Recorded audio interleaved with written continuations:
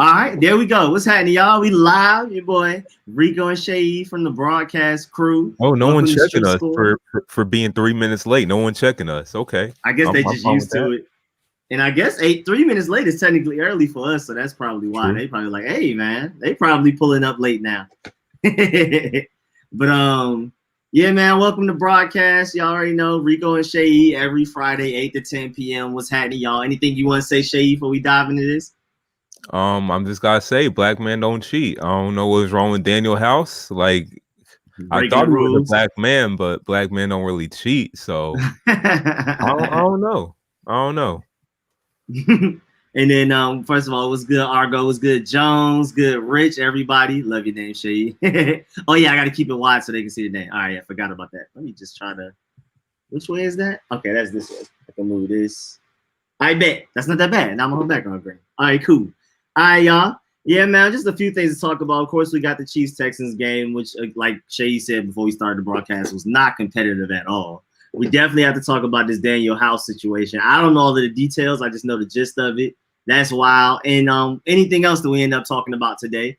So to start off, I'm definitely down to talk about this Daniel House situation. So Seyi, you could definitely go ahead and lead that one. Well, Daniel House is officially out of the bubble. So apparently he got caught for having a female COVID official, like one of the testing officials, in his room, in his bubble. So because of that, he violated the bubble protocol and he's out for the rest of the series. Well, he's out for the rest of the playoffs. So let's say if Rockets make that miraculous comeback and beat the Lakers, which I don't see happening, he'll still be out. And there's one tricky thing too. It wasn't just that he brought a girl into his room. It's the fact that he's also married. So, oh man, that is wild. That's wild. I mean, I was about to say he could go home early, but I don't know if he could actually go home. So he might have to find a hotel when he come back. I don't know. Yeah, going back home is dead. And hey, man, I had to look it up because, I just had to make sure he wasn't from the A, acting like this out in public. He ain't from Atlanta. I already know he's that. He's from Houston, but he tried the Seahawk player that tried to sneak somebody in with the wearing the Seahawk stuff. He's from Houston also. So Houston, y'all need to get up on y'all game now. Yeah, he also from Houston. Yep. Yeah, exactly. Tragic. These people born and raised in Houston gotta do better, man. Gotta do better. Yeah, what's up? Like with Travis Scott, you gotta do better. Like, who are these people you breeding from Houston? So he over here focused on McDonald's. He should be focusing on getting his Houston people right. Oh, y'all heard a bunch of people tried them. I know some people in New York that tried it. I know some people randomly have tried it. And they said it's nothing different. It's just a regular quarter pounder. It's all just marketing. People were really lined up outside like there were some new shoes available. Like oh dang, I got to cop that quarter pounder, that Travis Scott quarter pounder. They're so annoying. I hate how that works. I hate the fact that became a thing these past few days and people actually crowding up. People have been reselling their McDonald's shirts. I think that one McDonald's he went to. I heard that. Yeah, they're employee shirts. Yo, if I was an employee, best believe I'm doing that. Oh, of course. That somebody was selling it, talking about it was dead stock or something like that. Like, it's just, I hate everybody, man. People can resell anything. No, I don't blame them. I'm blaming the people who buying it. Like, why are you buying? Oh yeah, that's boy, for like $300. I'm really mad at them, the people that's buying it. I'm highly upset. Hey, I'll be them too. I'll sell that too. If there's money available, I'm selling. Yeah. Oh yeah, I tried to sell this hat, but it didn't work. Yeah, nah, I'm super sad. And thank you, mommy. But yeah, man, Houston, y'all gotta do better, bro. But what's the exact details behind this? Aren't you from Houston? Well, you're from Texas. I know that. So I don't know where Mansfield is, but it sounds like it's a little close, Jones. It sounds like it's a little close. It's your state. It's your state, buddy. Yeah, that's your state. You got to take responsibility for all that. It was good, Rufio. It was good, Noah. But yeah, do you know any like super details about it? Because again, I just know that he was cheating on his wife with a tester. Like, what happened? Like, when did this happen? Like, why? Is there any, like, have they come out with information on all of that yet? Look, it was getting updated as I was reading it. So you know what? I could look for some more information on it during the show. All right, they give it like a nice little update later. Let's see what Shams where Shams has got. What's good, LC3? Oh, it says right next to Dallas and Fort Worth. Oh, so you're not really that close to Houston. I mean, it's the same state, but like Dallas and Fort Worth are not really close to Houston. Hey, someone got to take the blame for it. If no one else is closer to Houston, you got to take the blame for it, Kai. If no one else in this chat is closest to Houston, you got to take the blame for it. Yeah, that is true. He's the closest there out of everybody that's currently here together on this channel right now. So yeah, Jones, you got to get your folks together, man. Y'all got to have a meeting or something. And y'all got to learn how to act right because this is ridiculous. It was first the Seahawks buddy to try to sneak a girl in wearing Seahawks pads and uniform. That idea was terrible. I mean, who is just wearing full pads and uniform and a helmet trying to walk into the hotel? Why would they not change in the locker room? It was just so many bad things with that. And then another Houston native doing this. So, nah, Jones, we need you to, man, you better talk to your boys. You need to talk to your boys, Jones. These are your folks. You know what? Let me log into my The Athletic subscription. You know, I got a subscription. So let me. Oh yeah, I have The Athletic subscription too. I wasn't playing. Oh, you do? With none of that. Yes, sir. Did you get the free months or did you pay like I had to? It was like they were having some Supreme deal. It was like 80% off for like a year or something. I was like, oh yeah, bet. I had to do that. I had that. See, I had the free 3 months, but I forgot to cancel it, and then it renewed for a whole year. So I had to get charged $60. I hate when that happens. Tragic. Let me see how far Atlanta is from Houston. All right, bet. Oh, let me go back because that's exactly what I wanted. 11 hours and 16 minutes. Oh yeah, Jones, that's your boy. Jones, that's your boy. Matter of fact, we'll compare it to Fort Worth, Dallas. Or no, matter of fact, Mansfield exactly. Hold on. Mansfield. Hold on. I just need to show you how much this is your boy. Oh yeah, 3 hours. That's close enough for me. Hey, you need to get your people right, man. You need to get your people right. Again, we're over here 11 hours away. You 3 hours away. So Jones, you got to get on that, man. You got to get on that. So here is just a little excerpt from theathletic.com. From Shams, he says a woman entered the Rockets team hotel on Monday night, passing multiple security checkpoints before being flagged for her entry, sources said. She exited the hotel in the early hours of Tuesday morning, and the league cited early data points that implicated 2 members of the Rockets, so not just Daniel House, but Tyson Chandler as well. Sources said when the woman was questioned by NBA security, she did not implicate House's name, and it is uncertain whether she remains on campus, sources said. She claimed to have contact with Chandler and another player, not named House. Ooh. So there's also another player involved, not named Daniel House. Who could it be? That's not good. Westbrook? Westbrook, nah, you're not about to put that on him. I was about to say, you better put it on PJ Tucker and them. That ain't Westbrook. Westbrook is happily married. Is it Austin Rivers? Is it Doc Rivers' baby boy, Austin Rivers? It could be. Because Westbrook is happily married with his high school sweetheart. He is chilling. I mean, Daniel House was happily married too. And, you know. I mean, he wasn't happy. He was married. He wasn't happily married now. Good point. I do see Westbrook's Instagram pictures. But could it be James Harden? Oh, boy, that would be wild.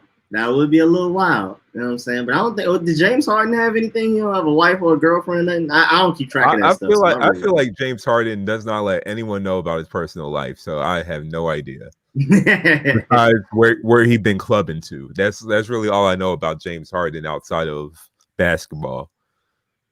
Yeah, so this situation is crazy, man. I mean, boy, I'm still confused as to why that's like, I mean, of course he was married. That's bad. But like, as far as COVID goes, isn't she in the bubble quarantine with them, or is she somebody leaves and comes back? NBA got strict rules, and I don't know, maybe because it's a testing official and they probably have been exposed to people. I really don't know. I could read more of the article that, to see why, but she but quarantined with actually, you them. know what? You can't bring anybody to your room, so even your own teammates can't come to your room. Really, Yeah. I did not know that. Yeah, you can't bring anybody to your room, so it's So not literally, just your room is just your room. Yeah, so it's not this is the fact that that's just a girl who can't bring anybody to your room, or that's violating protocol.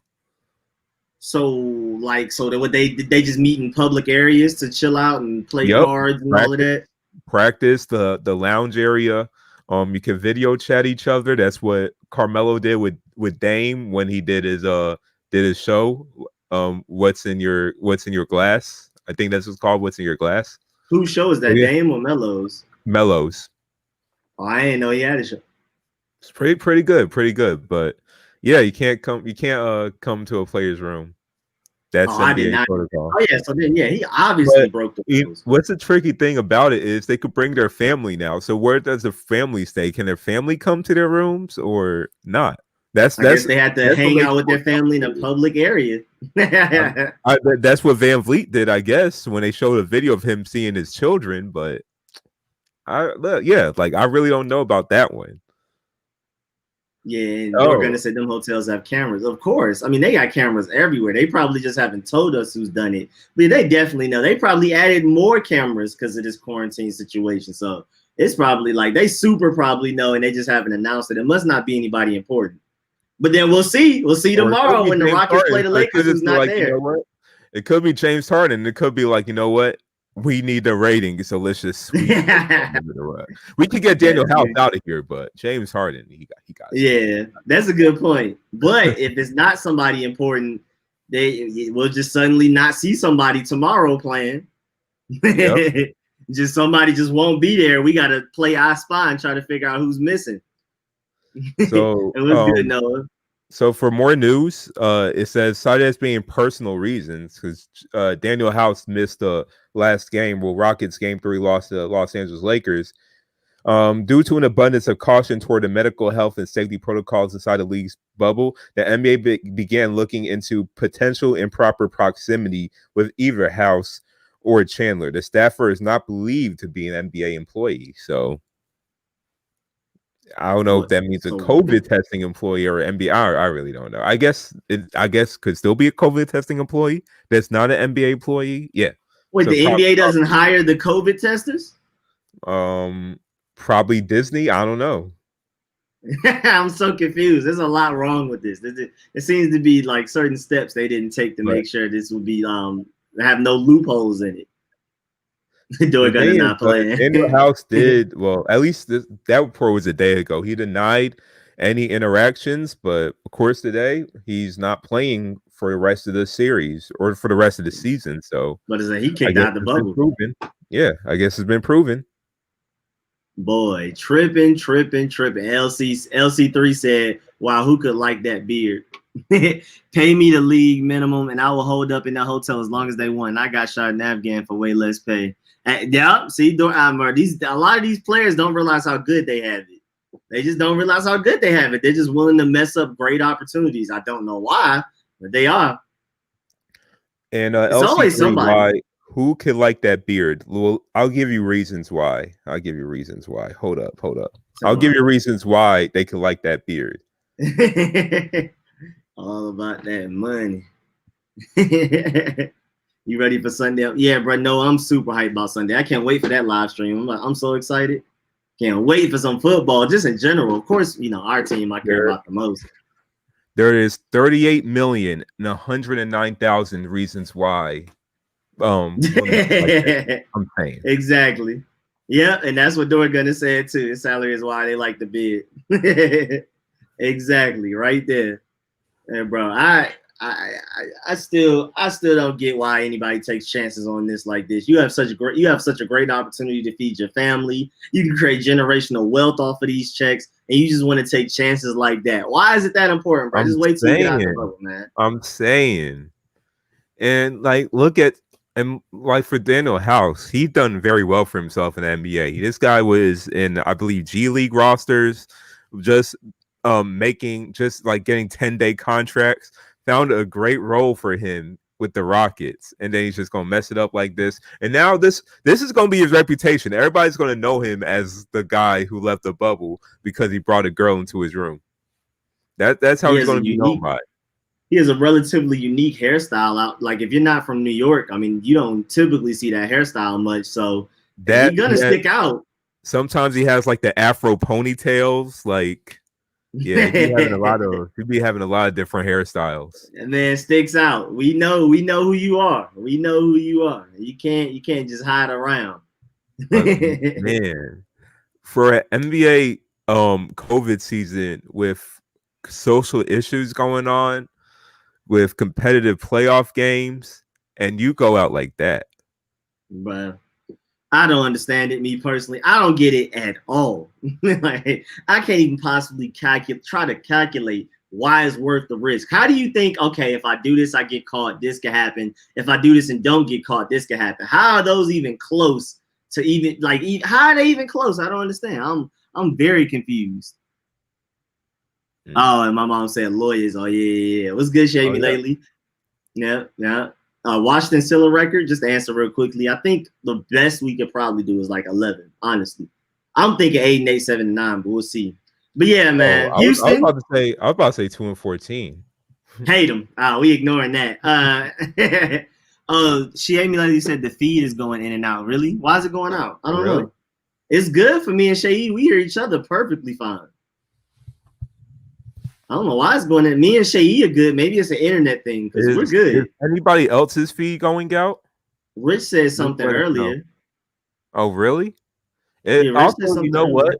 I watch a lot of live feeds as well. Sometimes it's a YouTube thing. YouTube service. Yeah, YouTube service. A Redskin 007 was good. Gay Baby said hater. He talking about you, Seyi, with a 2 and 14. I don't hate anything. I just talk like I see it. My mom said not for her. I see the quarterback. I see 2 wins. So I lived in third world countries for months for $30K a year. He can't sacrifice a few months for millions, though. Done it for millions, bro. Oh, if he fine with me, my mom says she's good. All right, then I don't know. Honestly, I don't know. Oh my! Wait, bad. What happened to Seyi now?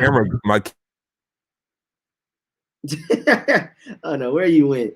I don't know if the chat can hear you. I know they can hear me. I can hear you, but I don't think the chat can hear you. That man Seyi got all messed up. Hold on, I got him. Add him back in. There we go. Oh man. Imagine hating the football team. Couldn't be me. Yeah, my junk be loading out of nowhere. Oh, I don't know. I mean, some people are straight, some people are struggling. So I really don't know. My boy Alex Lorenzo is good. Chase is right. Yeah, Chase about to eat. Chase is about to super eat. But so yeah, I mean, there's a lot of stuff going on with the playoffs. Like, first of all, the Lakers and the Rockets. That looked like that's a done data. I assumed it was going to be somewhat of a done data, so I'm not really surprised. Like, I just honestly thought, I mean, as much as I love Westbrook, I knew the Lakers are just a better team. That small ball lineup was working occasionally. It caught them off guard that first game, and then they decided to finally get aggressive in the paint. They started shooting better. I think they're the second best defending team in the bubble right now. So, I mean, the burgundy desk swallowed Seyi.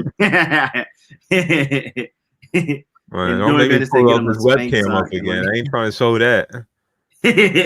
Oh, my boy Redskin 007 with the donation. We about to cook them birds. Hail to the Redskin, hail to the Red Wolves Washington football team, whatever you want to say. Man, appreciate that. Appreciate the donation. But yeah, man, this is a wrap right here. This is a wrap. The Lakers Rockets is a wrap. I don't know if I said it. I don't know if I said it in this podcast, but I did say, like, look, if JaVale McGee or Dwight Howard played 20 to 25 minutes a game, Lakers are going to lose this series. After JaVale McGee went down, Dwight Howard, well, they're not even playing Dwight Howard at all. They've been playing Anthony Davis exclusively at the 5. And with that, they've been winning games. That's how they had to do it. That's how they had to do it. They had to play small ball against the Rockets. If you play small ball against them and you have better players, you are going to win. And look, Anthony Davis is essentially a 7-footer, but he's a 7-footer that moves like a guard. So you don't need to be playing JaVale McGee or Dwight Howard, especially if you have to defend PJ Tucker at the 3-point line. So, like, with LeBron James and Anthony Davis, is with that team, it's like they're playing against little kids. They're bigger than everybody else. They're bigger, stronger. That small ball can only get you so far, especially when Westbrook looks like he's wearing a yellow or in purple jersey when he's playing in that series, because he is shooting the Rockets out of the game. And James Harden is not being aggressive enough. What was he, like 2 for 13? I mean, he managed to get 20-something points because of the foul line, but all of them look terrible over there. Look, I really don't know. Like, I thought James Harden was gonna make a believer out of all of us this series. Like, I did say before the playoffs that we're gonna see a different James Harden because this is a rested James Harden. But I don't know. I think it's just the fact that offense, after a while, if you play them enough times, they start to get predictable. Even with the small ball lineup, because at the end of the day, the ball just goes through James Harden. Even though you have Westbrook on the team, it still goes through James Harden. Even though you had Chris Paul on the team, it still goes through James Harden. No matter what, it goes through James Harden. So once you just game plan for that, it's just predictable. It's kind of like how the Bucks lost the series against the Miami Heat. Once you game plan for Giannis, the team is not as good. It becomes predictable. And the playoffs is when people get exposed because you're playing them more than once in a row. You game plan for them, and then it's over with. Yeah. And just going back to the Bucks and Heat, like the only time the Heat lost was when they didn't have Giannis, because that's when the team became unpredictable. Because you couldn't really, because you don't know what to game plan for when they didn't have Giannis. Of course, you got to stop Chris Middleton. He's the next best player, but their team became more open. The thing with the Rockets is, James Harden is going to dribble the ball for, like, let's say 10 seconds. I remember when Charles Barkley, I think, made a joke that he like yo-yo dribbles or something for like 20 seconds and passes it. I mean, but that's basically what he does. He's nearly unstoppable. But if he tires out, that whole team is just not the same. The jig is up. You know what I'm saying? We tried, we really did. But I mean, I even know in my heart that the Lakers should more than likely win that series. And I mean, now without Westbrook in the playoffs, me personally, I'm rooting for first of all, let me appreciate that door gunner. Of course, the weekly Brody Morale Fund donation, man. Much appreciated, man. Thank you for that. And I'm definitely gonna give Brody, matter of fact, I'll give Brody a treat for that right now. But right now, the team I care about the most is left in the playoffs. The team that's the most exciting to me, probably other than the Lakers, are the Celtics. So I'm rooting for the Celtics hard over the Raptors. I like the Raptors too. I feel like they get a bad rap for being called boring. I don't think they're boring. I just like the Celtics way more. Jayson Tatum is just a superstar. He's emerged. He's really entertaining. Marcus Smart is able to shoot now. He's actually he matters offensively. Sometimes he's even running the one and actually distributing. We already know his defense. Steph Curry right there. That's Marcus Steph Curry. Marcus Curry. Yeah, I mean, he's actually, this is the best I've seen Marcus Smart look. He's doing all the dirty work still with the diving on loose balls, getting offensive rebounds, defending everybody, locking everybody up, steals, passing lane steals, all of that. And then Jaylen Brown, he's offensively better than what we expected when he came out of the draft, at least especially this soon. And since he's from Atlanta, I'm rooting for him. So yeah, and then my brother's favorite team. Yeah, yes, sir. Let him know, Seyi. But and the Celtics are my brother's favorite team, and we both like the Washington football team together. So I have no beef towards any of his teams. He has no beef towards any of my teams. I might as well rock with the Celtics. I'm chilling. That's how I'm chilling. That's definitely the team I'm rooting for. Me, ideally, the best finals would be the Celtics versus the Lakers for me. Plus, all of the way it can be hyped up back with Magic and Bird and all of that. It can just be super hyped up, super historical. So I'm super down for that. That could be like a documentary. Oh yeah, this game, I really gotta watch it. So honestly, we might need to end the stream right at 10 on the dot this time, because I gotta be glued to that game. Look, the Celtics got 4 All-Star caliber players. I'm not even counting Gordon Hayward. It's Kemba Walker, Marcus Smart, Jaylen Brown, and Jayson Tatum.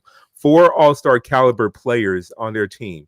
Like you said, Rico, Jayson Tatum has emerged as a superstar. Their team is deep. Daniel Theis does all the dirty work. Semi Ojeleye has been providing good minutes off the bench. Gordon Hayward is coming back. Robert Williams has been playing his best basketball in his early career so far. And Grant Williams is also providing good minutes as well. Wanamaker is providing good backup minutes. They got a lot of depth. They got capable players who can give you 20 a game. And or in Marcus Smart case, they have players that can also just shut you down on defense and do all the dirty work. He's 6'2" or 6'3", but he plays like he's 6'9", 260 pounds. He's I remember reading this about Marcus Smart like a few years ago. He's point guard Ben Wallace. That's really what he is. Point guard Ben Wallace. Literally. He's Steph Curry with the shot off. So he's just been an ultimate plus for that Celtics team. I don't see him coming out that lineup at all for the Boston Celtics, even when Gordon Hayward comes back. Raptors, they did a great job to come back. Honestly, Celtics should have won the game. That game, honestly, that probably was my favorite game of this series so far. But Celtics should have won. Kemba Walker got fouled by OG Anunoby towards the, I'd say it was the end before the overtime or the first overtime. He got fouled. Referee did not call it. He would have made at least one free throw, would have ended the game. But referees didn't call it. Raptors eventually won, forced the game 7. So it could be some controversy. Let's say Raptors win game 7 and Raptors advance. There's probably gonna be some controversy against the referees because Celtics should have won in game 6 had they called the foul. The referees did say that they made a mistake not calling the foul after the game, but how's that going to change? The series is 3-3 now. If you would have called that foul, Celtics would have won. Yeah, and that game, I feel like honestly, this is the most hype I've been for a game since the bubble. The Celtics Raptors game 7 is definitely the most like I can't wait to see this. And I was really hyped to watch that Rockets and Thunder.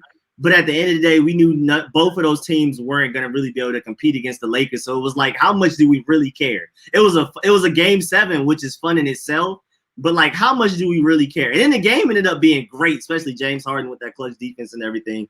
But honestly, as far as like this game 7, how much it matters, like either of these teams can easily make it to the finals. Whoever comes out of here, honestly, whoever comes out of here, I feel like are gonna have the advantage over the Heat.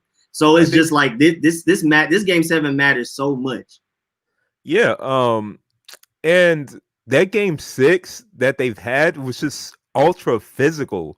You could tell both teams were giving it their all. You saw brawls, every loose ball, all the players, like especially Jayson Tatum, they'll throw their body around just to recover that loose ball. It was as physical of a basketball game I've seen during this new era.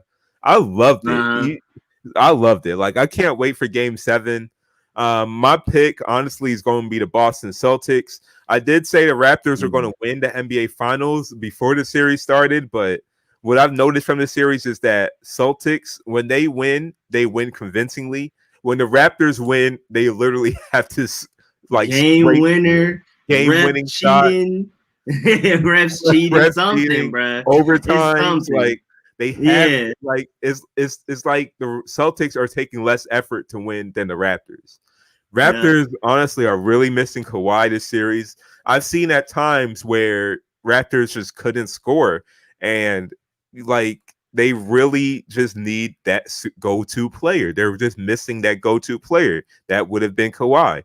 Celtics but got honestly, their Kyle Lowry has stepped up. Kyle Lowry has stepped up to get some buckets lately, though. Kyle Lowry has hit the big shots when you need him to. Oh, definitely. Yeah. But there was even times where Kyle Lowry will be struggling like early in the games. And then it's like, if Kyle Lowry's struggling, who else are you going to lean to? I mean, you could lean to Van Vliet, but Van Vliet at the end of the day, like, I mean, he's good, but he's still like a 6-foot flat guard that is not going to be always efficient. They're missing that big presence like Kawhi to get them the buckets. See, Celtics got that in Jayson Tatum. If Celtics offense in a rut, just give it to Jayson Tatum, and Jayson Tatum will figure it out. Even at times, Jaylen Brown will figure it out. Even when Kemba Walker is struggling, they just have so many different options where they can score. So look, I got the Celtics winning this one. I can't see them letting Raptors just come back and win. I could see Jayson Tatum having a huge game. I can see all of them having huge games, but I still think it's going to be competitive. Like I say, it's a game 7. No matter what experts say with predictions, we're not Confucius. We don't know who's going to win. It could go either way. I just got the Celtics. Yeah, I'm right with you with the Celtics. First of all, I'm rooting for them, but even objectively, just logically, like you said, when the Celtics win, it's convincing. When the Raptors win, boy, it's clawing. Refs missing a call. It's a game-winning three-pointer. I mean, it's just struggle. And then, I mean, Kyle Lowry, this is the most impressive I've ever seen him in a playoff series. I'm not sure if he's just this good now or it's just this series. Like, I'm curious as to whether next year in the playoffs is Kyle Lowry gonna be making big plays like Kyle this. Lowry's always been this good. He's been this good last year. He's been this good a couple of years ago. I just think now he's getting his due because they won the championship. With DeRozan and Lowry, he's been this good as well. Robin. Yeah. He's been Robin to Batman. Yeah. DeRozan and Lowry, Robin to Batman. Like, he's always been this good. It's just that every time they went against LeBron, they usually get swept. So now I think everybody's starting to realize how good Kyle Lowry is. Now that he's kind of like the focal point of this team. Now he's kind of like the heart and soul of this team. And I made this point in one of my other podcasts that Kyle Lowry is a Hall of Famer. I don't know if an NBA Hall of Famer, but he's definitely a basketball Hall of Famer. He is going to go down as the greatest Toronto Raptor in history, mostly because of tenure. And that's what I was about to ask you after this, because we were having that discussion last night. Do you think Kyle Lowry is the greatest Raptor of all time? Yeah, it depends what you mean by greatest. Then most accomplished. Accomplished. Oh yeah, definitely, no question. Definitely. Most talented Raptor of all time is between Kawhi and Vince Carter, but greatest Raptor of all time is Kyle Lowry. Chris Bosh, like a distant third. Chris Bosh is number 3 after that. But Kyle Lowry's definitely, especially if they win this finals, it's solidified. He's definitely the most accomplished Raptor of all time. That's a statue outside the building, honestly. I'm not gonna lie. Yeah, Juan Gotti. Oh yeah, we definitely we go way back since St. John, since college. That was my Patriot video. You know, when we was going around Atlanta trolling. Exactly. When Patriots playing the Atlanta Falcons in the Super Bowl, I had to. That was fun. And that was so fun too, because you were a Patriots fan. At most, maybe with us, we had one Falcon fan, but for the rest, literally everybody else was a fan of anything else. The Burgundy and Gold, Steelers. I can't remember the other ones, but I think we were literally just a bunch of non-Falcons fans going around Atlanta trolling, especially you being a Patriots fan. That was really fun. I love the randomness too, like of the reactions I get from people. It will either be hostile, joking around. I remember when someone was trying to sell food for me at a higher price. I had a lady cuss me out.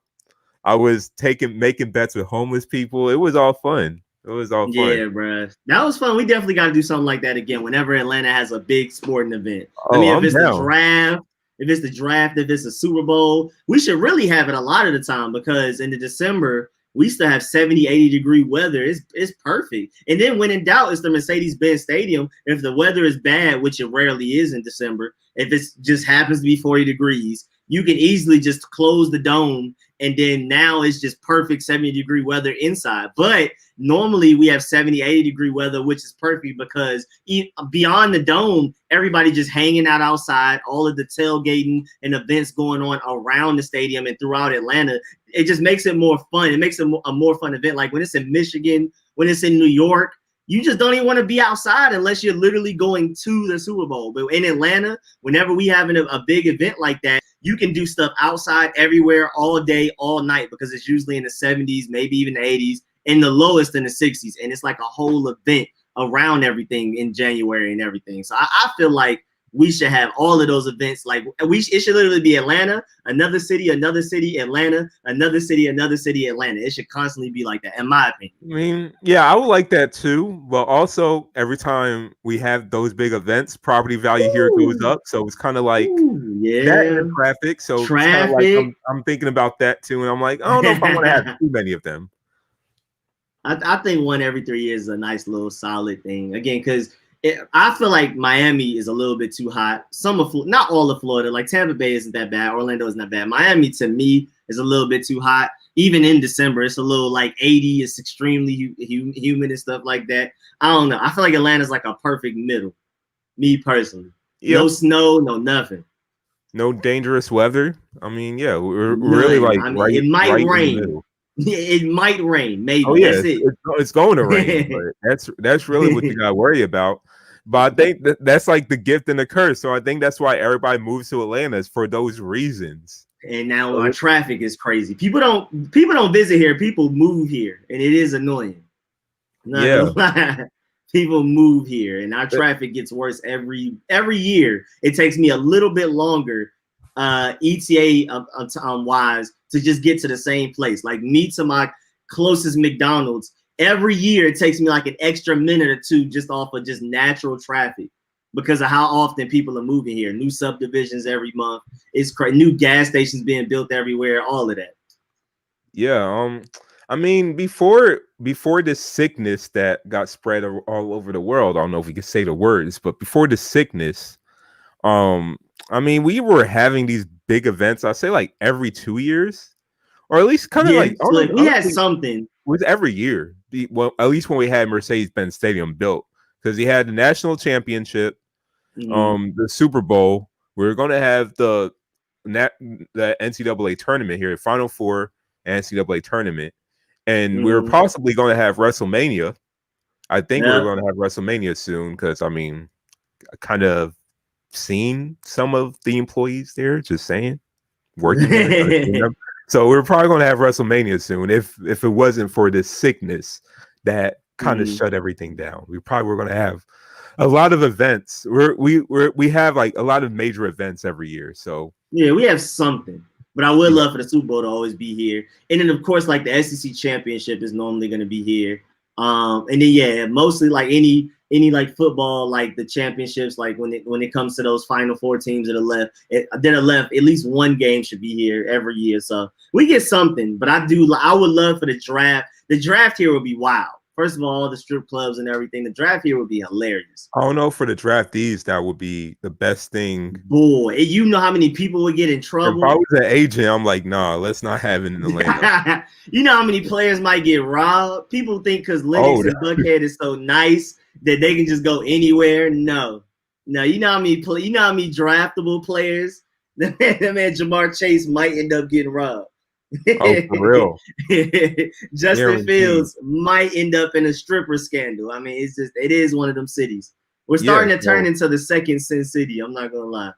Yeah, so I'm saying, like, I don't know if it's the best thing to have that here. It would be fun for me. Just that, the players probably get caught up over here. Yeah, they'll probably just get too caught up. Yep, strip clubs, just chilling, clubbing, all of that. It can get ugly. Yeah, it can definitely get ugly. Joseph said he got Celtics versus Lakers in the finals, and then LeBron wins his fourth. Sports fan all day rejecting my trade. Yeah, me personally, my favorite finals right now would be Celtics Lakers. How you feel about that, Seyi? Of course, the history behind it. Celtics Lakers have been going on since the beginning of time. So they have the most championships too. Yeah, so now you got the Celtics post Paul Pierce era. Celtics, the new era with Jayson Tatum leading it, and then you got the Lakers with LeBron James and AD leading it with no Kobe. It's a new era of Celtics and Lakers. It's a story that writes itself. That'll just be more history going on to that series. An extreme. You know how many highlights we'll see of Jayson Tatum doing a fadeaway, and then they'll show Larry Bird doing the same fadeaway. They'll just have a whole bunch of back and forth clips. Magic Johnson throwing a beautiful pass. They're gonna show LeBron doing the same thing. It's gonna be just so much material. Kobe, and then showing Shaq or Kareem making a dunk or something. Yeah, exactly. And this is the first final since Kobe died, so that would be like a great, like a big, like like a tribute to Kobe and everything in the finals, especially like all of that type. It would be great. I personally feel like Lakers versus Celtics is the most entertainment you can get, the most ratings, the most you can do with documentaries, the most footage, the best commercials to hype it up, all of that. Everything Celtics versus Lakers is the best combination. But look, let's not write off the Clippers just yet. I mean, I know people are hopping off the Clippers bandwagon, but I think they're starting to play really well. They're starting to gel together really well. So yeah, I'm not saying the Clippers won't make it. I'm just saying that's what I would prefer, Lakers versus Celtics, just because of even just outside of basketball. Again, documentaries, the commercials hyping up the final, all of that type of stuff would be way better. Twitter would be trending way better. Everything would just be more fun, even outside of what's going on the court. But yeah, the Clippers are definitely still in it. I agree. I'm pretty sure Adam Silver would love that, just for the revenue that would generate itself, especially in this era that we have, this sickness that we have, that would generate itself. Yeah, the NBA would definitely make the most money from the Celtics Lakers finals easily. They would make the most money possible with that finals. I mean, again, commercials, advertisements, all of that. But then the storyline writes itself for the Clippers as well, because the Clippers had been LA's little brother for the longest. Even when they were better than the Lakers at years' times, they were still looked at as the little brother. If they go to the finals, that is a huge turning point for the Clippers franchise. The Clippers were essentially the Cleveland Browns of the NBA. They were the laughing stock from the 90s and early 2000s. Well, even 2010s. It was just when they got Chris Paul, that's when their fortunes have changed. So if the Clippers go to the finals, that's monumental as well. Look, I don't know. I'm starting to be more interested in the Clippers getting to the finals just for that reason. Just the being unsung heroes.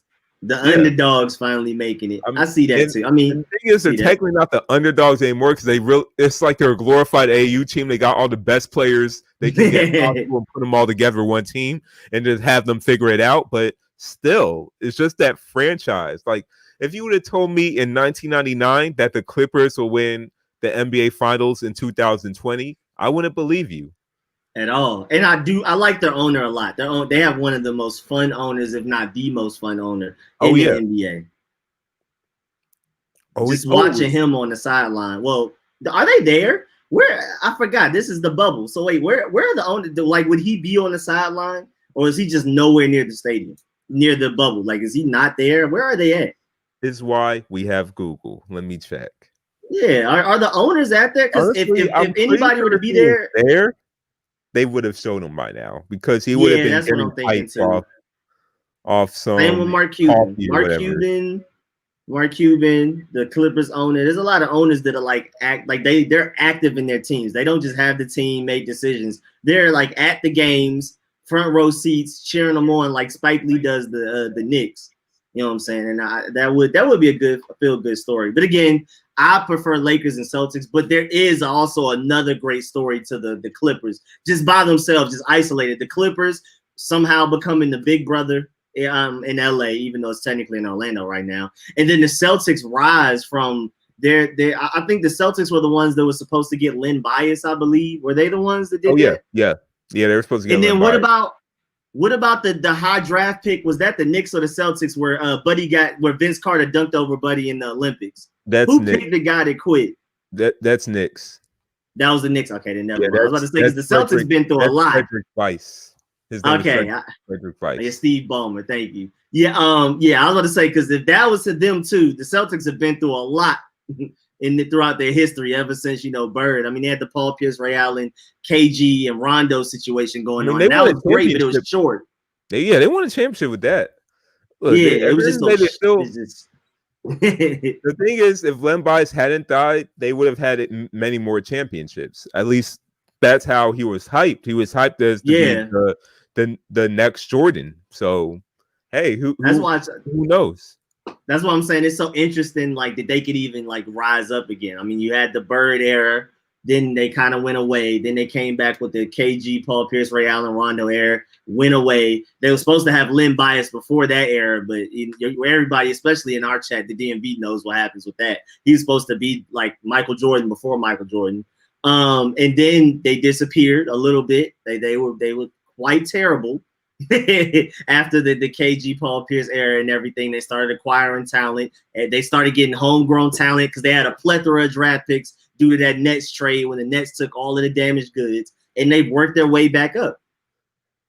So KG, like you said, KG, Paul Pierce, they ended up doing good for the Celtics anyways because they helped funded this dynasty. If it wasn't Yep. for them, Good point. they wouldn't have Jayson Tatum and Jaylen Brown, and they would also have the 14th pick in this coming NBA draft as well.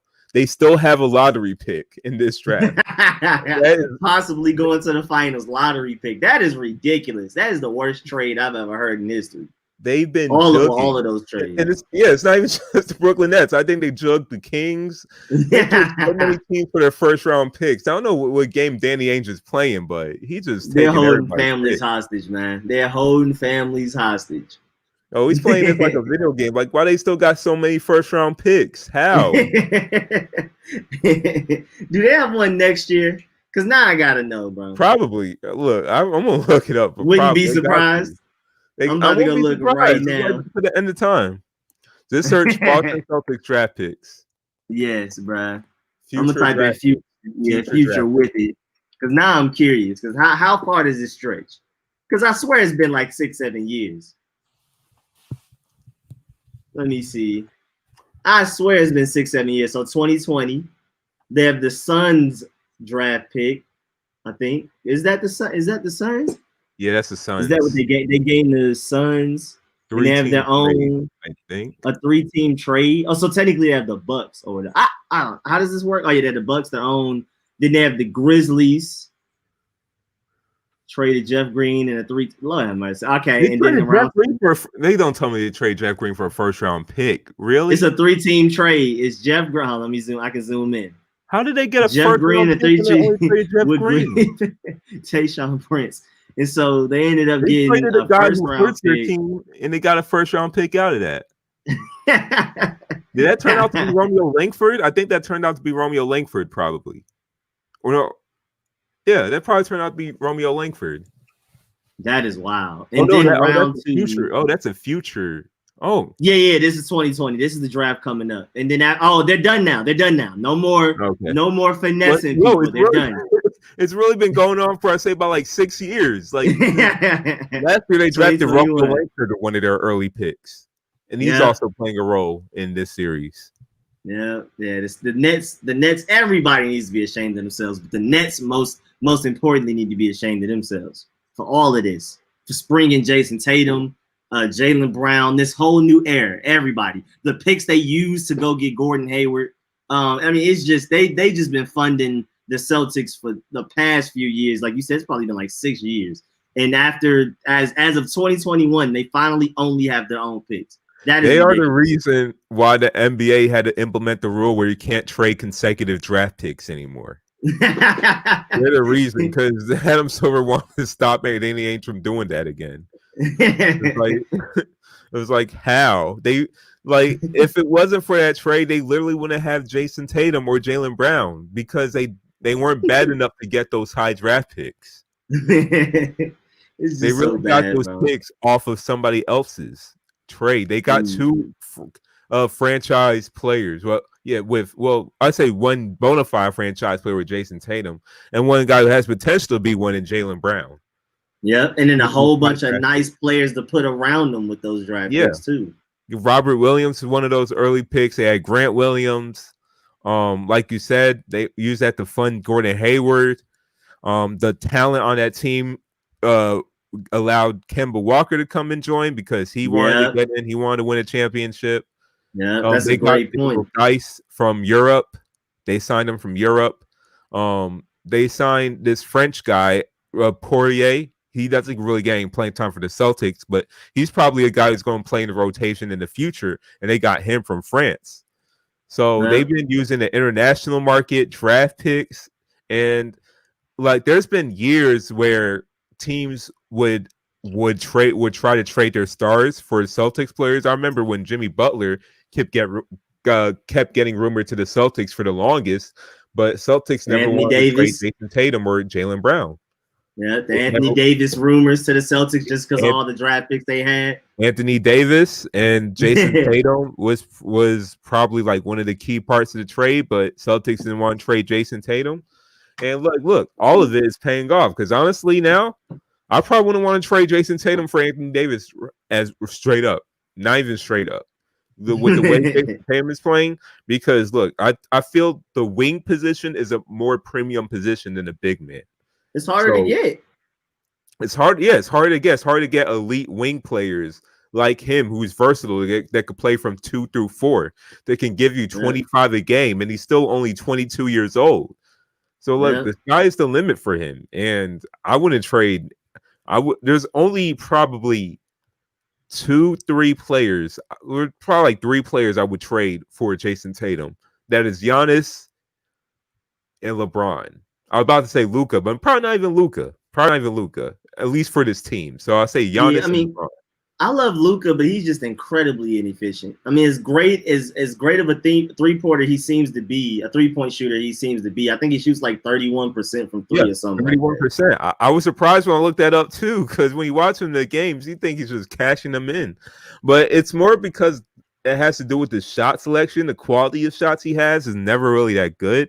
So that's why he has such a low 3-point percentage. But yeah, for Luka, he does need to improve his shot selection. I mean, those step back, those size up, step back 3-point shots look nice, but yeah, you gotta get efficient. It's not efficient. Jayson Tatum is definitely more efficient, especially ever since he cut his hair. Oh yeah. That fade has been doing him wonders. It's not even just the offensive end too. The defensive end is where Jayson Tatum has been excelling during the playoffs, especially with the chase down blocks. He's looking almost LeBron-esque with that. Yeah, bro, he's a great all-around player. But a lot of people thought he would basically be like a Melo that wasn't really good at defense, but like could get his own shot. But he's looking like somebody that's like a Melo, but he plays more like Kobe, honestly, and he can defend. So they have something special over there in Jayson Tatum. Oh yes, they do. You want to pull up? This is a random photo. You want to pull up that Jayson Tatum photo with LeBron James? What are you talking about? With the kid? Oh, I know what you're talking about. Yeah, Jayson Tatum and LeBron James picture. I remember what you're talking about.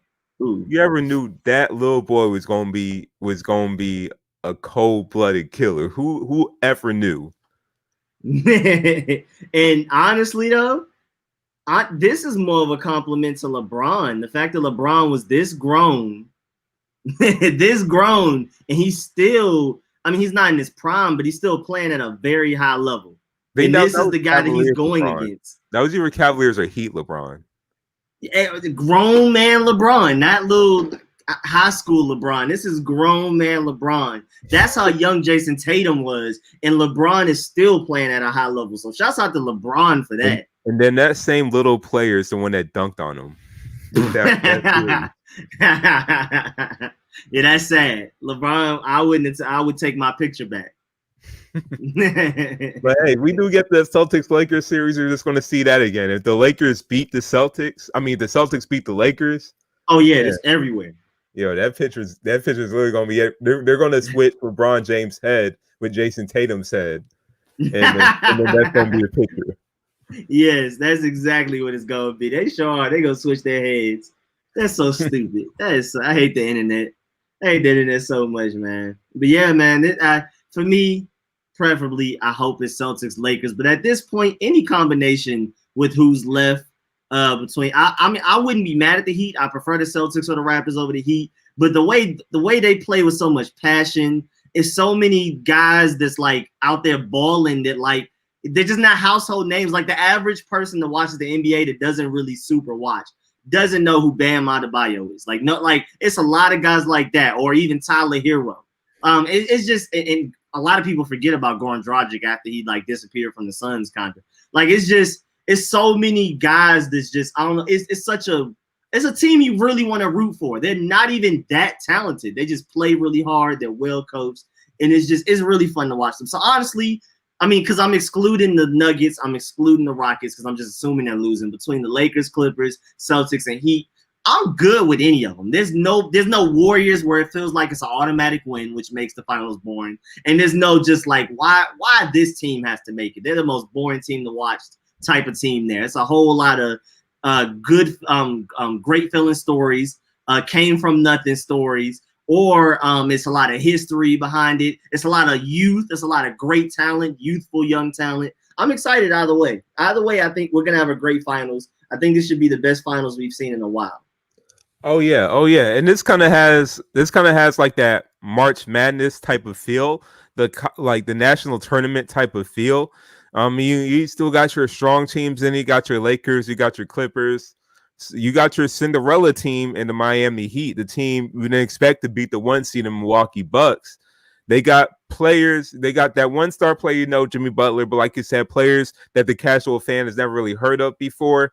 A lot of 3-point shooters. It's kind of like that Cinderella team. They honestly, Eric Spoelstra might be the best coach in the NBA. I've been high on Eric Spoelstra even when he had LeBron on the team, and I've been saying it. Eric Spoelstra is the best coach LeBron has ever had. He makes the most out of the talent around him.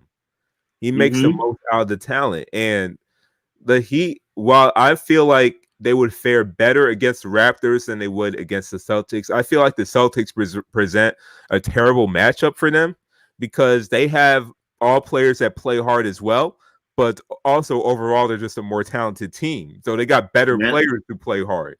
So if you're playing against a team that plays hard, if you got better players that play equally as hard as well, you're just going to lose. Yeah. And look, if you would have told me before this series before the playoffs happen, who would be the best player between the Celtics and Heat, who has the best player, I would have told you Jimmy Butler. Right now, I'm telling you it's Jayson Tatum. So have the best player of those two teams right now. So look, I got the Celtics. I'll say in 5.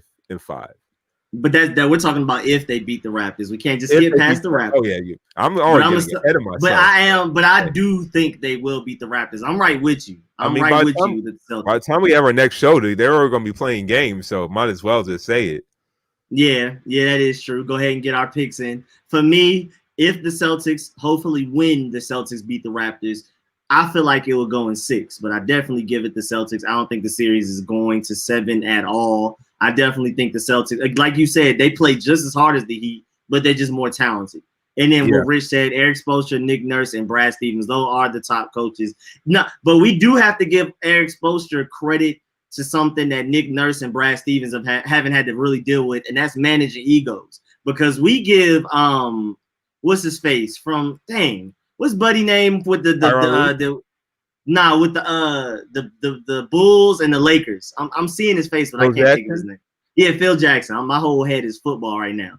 Like, we always give him credit for being a ego manager and not necessarily being a strong strategist, even though he did come up with the triangle offense. But Eric Spoelstra is that strategist, like Nick Nurse, Brad Stevens, is able to bring out the best out of even the guys that aren't even that good. But we have to give him credit for being an ego manager, because having Dwayne Wade, Chris Bosh, and LeBron James come to your team out of nowhere at the same time, and to be able to manage those egos. And I mean, they lost that first time. I mean, because they just weren't ready. They just didn't seem ready. LeBron James wasn't ready for the big moment.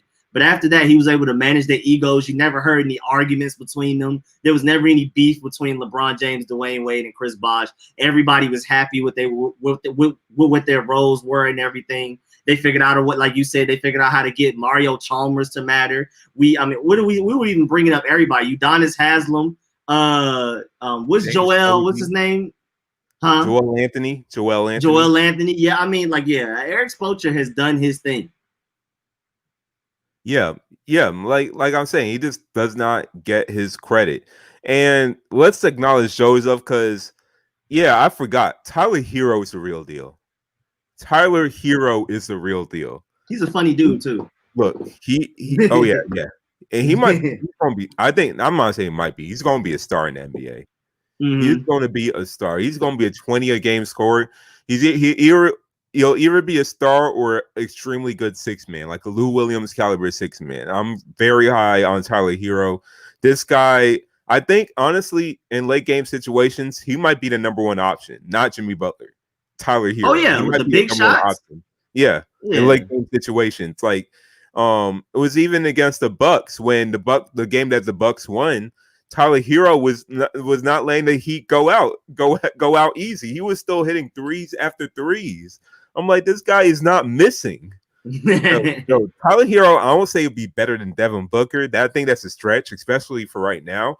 But look, he's gonna be a star in the NBA. I am Yeah, I high mean, on Tyler Herro. when you come from Kentucky, it's really hard to be underrated, but he is. He honestly is underrated coming from Kentucky.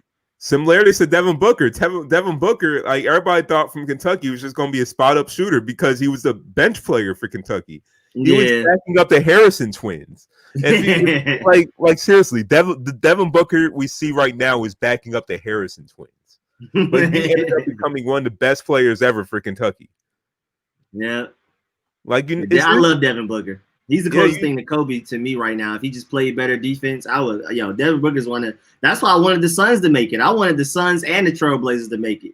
I was like, y'all need to take somebody out of this playoff bracket. I don't care what seed they are. I wanted to see the Suns at least try to win at least one round. I didn't think it was possible, but I at least wanted to see 4 more games for the Suns.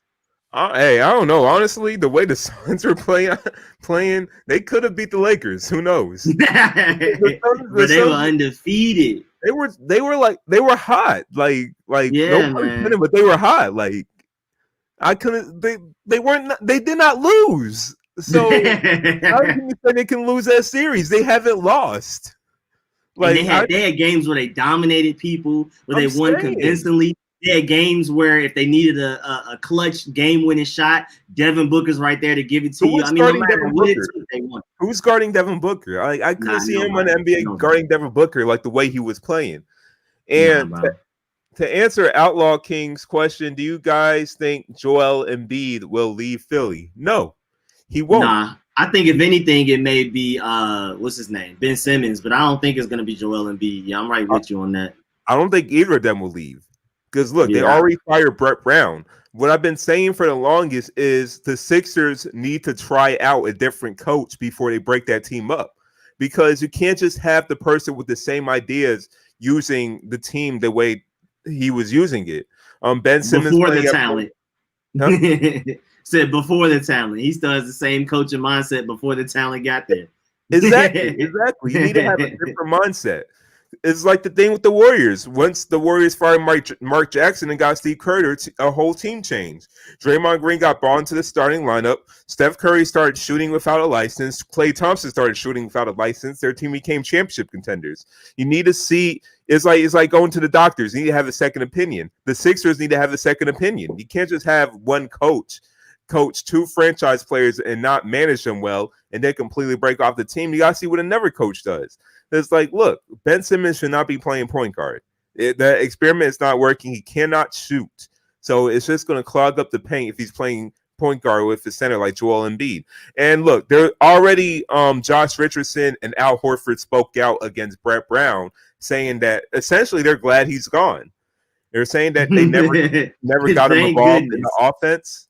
Tobias Harris was also said it was often just standing around the offense, like they weren't getting them involved. Josh Richardson said that he never ran plays for him. It was just all centered around Simmons and Embiid. So if you get another coach that can utilize the talent, like Horford's blamed that bad season he had just on Brett Brown, on his mismanagement. He didn't blame it on he's getting older, that he kind of slacked off because you overpaid for him. He blamed it on bad coaching. That's what Al Horford blamed it on. So, like, look, if that's his reasoning for having that down season, give him a different coach and see what happens with all the talent they have. Because just talent-wise alone, they should be championship contenders. Talent-wise alone, they're probably better than the Celtics and the Raptors. If you're just talking about talent, not as an overall team, but you're just talking about like franchise players and just wrote players like Horford and Tobias Harris and Josh Richardson. Just in terms of name recognition, they have more name recognition than both those teams. Yep. I do agree. I definitely feel like, but like I said, as far as like Joel Embiid leaving, I doubt he leaves.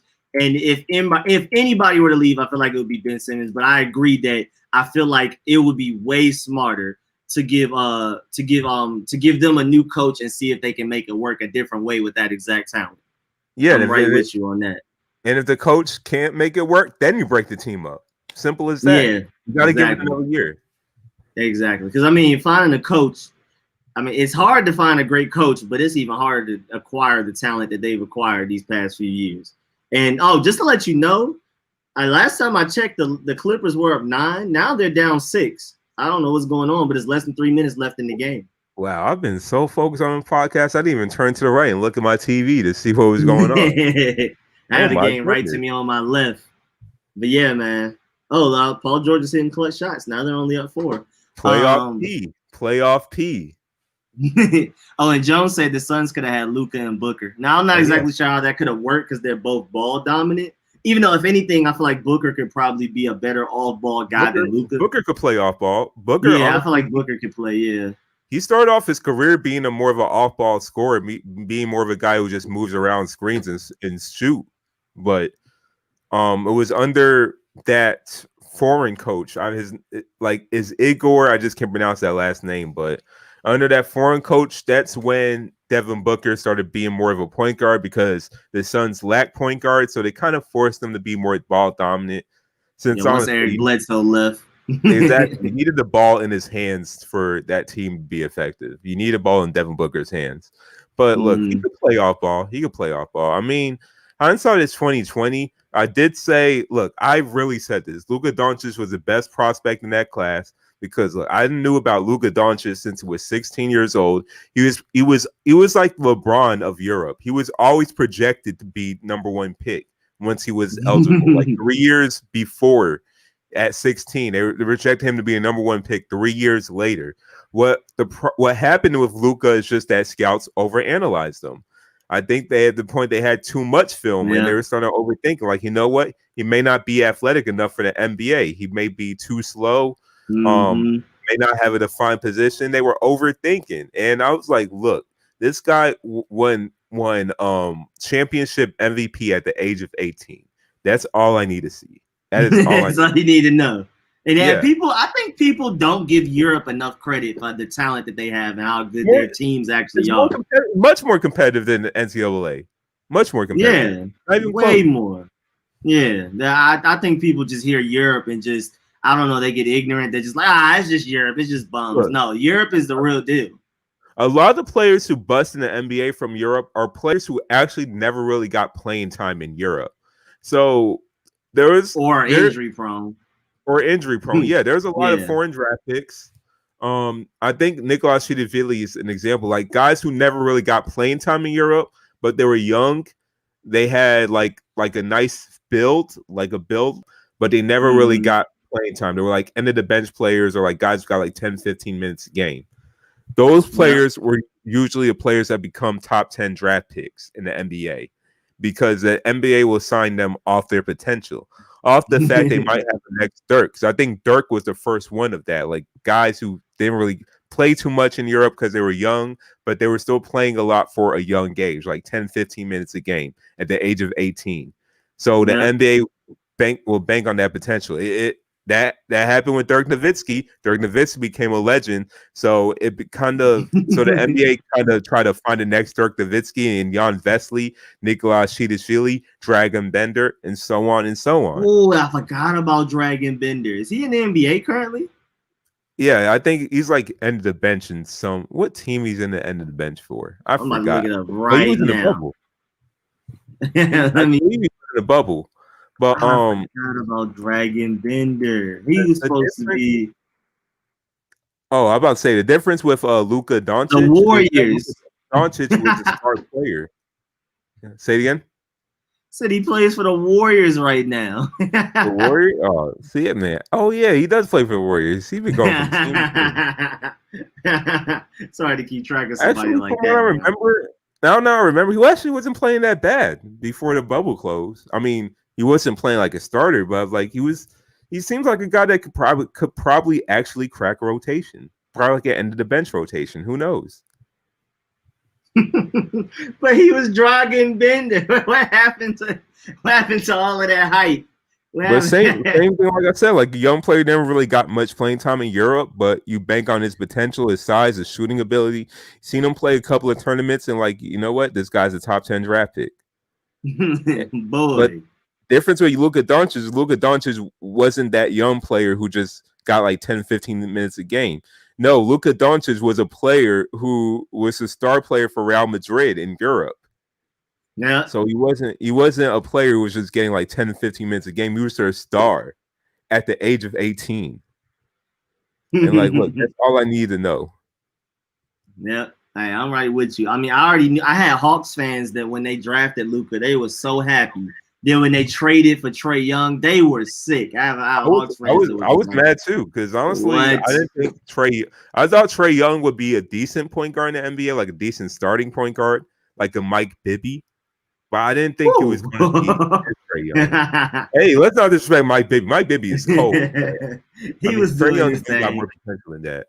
Yeah, he was doing his thing. That's funny though. But yeah, Luka. I mean, people were saying that even before the draft. And then when the Hawks took Luka, everybody was excited. Everybody was like, "Yes, we did it." And then out of nowhere, trade for Trae Young, and it was like, what? Look, I say it worked out for both sides because Trae Young fits the offense better than Luka Doncic would. The offense is full court. Luka Doncic is more slow paced. Trae Young's more fast paced. Yeah. For marketability, Trae Young is better for the Atlanta market than Luka. I mean, Trae Young. Trae Young is like mini Steph Curry in terms of marketability. So I'm pretty sure all those factors came to mind when they wanted to draft Trae Young. That's a good point. Yeah. I mean, and as far as like the offense, how the offense is ran, I say adjust your offense around your best player. If they took Luka, play an offense that fits him. But yeah, that is true to Trae Young. Like, I mean, he is better for that fast-paced offense they like to run, and he's definitely more marketable, and they definitely considered that. But early on, I mean, I feel like Luka, if he starts dominating consistently, hitting these game winners, eventually Luka's going to be the far more marketable guy. But a city like Atlanta, Luka makes a lot of sense. Being able to shoot from full court and all of that, and dribble through people's legs, nutmegging people and stuff. Yeah. Yeah, Trae Young makes a lot of sense, right? Yeah. That's what I'm saying. Yeah, Trae Young makes a lot of sense for Atlanta. Just his style of play, very flashy. Exactly. Like with a city with the Migos, all this music, I think Trae Young was just better for the city. And honestly, they were to do the draft over again, I think they'll still take Trae Young over Luka. Not saying that Trae Young is better than Luka, but I just say for the respective teams, I don't think it could go wrong with either two. I mean, Trae Young at the end of the day was still averaging like 30-9 this season. He's technically more efficient than Luka. I think 3-point wise. I think overall field goal wise, Luka's more efficient. And I think Luka had more turnovers per game. But at the end of the day, Luka's just more like can take over a game, and it's like the playoffs. I'm expecting him to be clutch.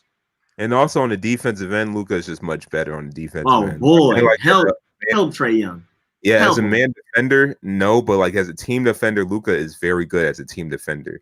Trae Young is bad at both. So help Trae Young is like the Hawks have to keep drafting defenders to hide Trae Young's weaknesses. So like last year they drafted DeAndre Hunter and got Cam Reddish. They traded for Clint Capella this year. And for this coming draft, they might draft another defensive player like again, because Trae Young is just so bad defensively. It's like the Allen Iverson thing when the Sixers made it to the finals in 2001. Allen Iverson was surrounded with nothing but defenders. So you can maximize Iverson's strengths, which is his scoring, but minimize his weakness, which is his defense. It's probably the same thing I do with Trae Young. You just got to put nothing but defenders around him as that glaring weakness. Yeah, I'm right with you on that. Because, boy, help Trae Young when it comes to that defense, man. Please, somebody help that guy. At least Curry gets a lot of passing lane steals. He'll lead the NBA in steals just because of passing lanes. But as far as like on-ball defense, help both of them. Yeah, Curry is good at hiding his limitations. And Curry, at the end of the day, even though they're kind of similar, Curry is still a bigger player. Like Curry is 6'3", like 195 pounds, I think. Like Trae Young is like they list him at 1'8". It's like 1'8", 170, and he's like 6 foot. Like he's like 6'2", but he's just skinny.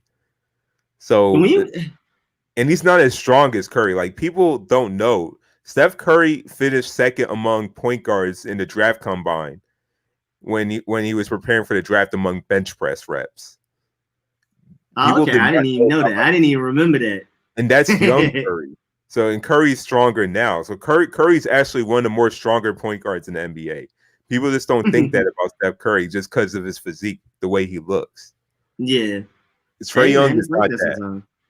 But speaking of Curry, it's wild when you really think about this NBA season. Barely had Curry, barely had Kyrie, no KD at all.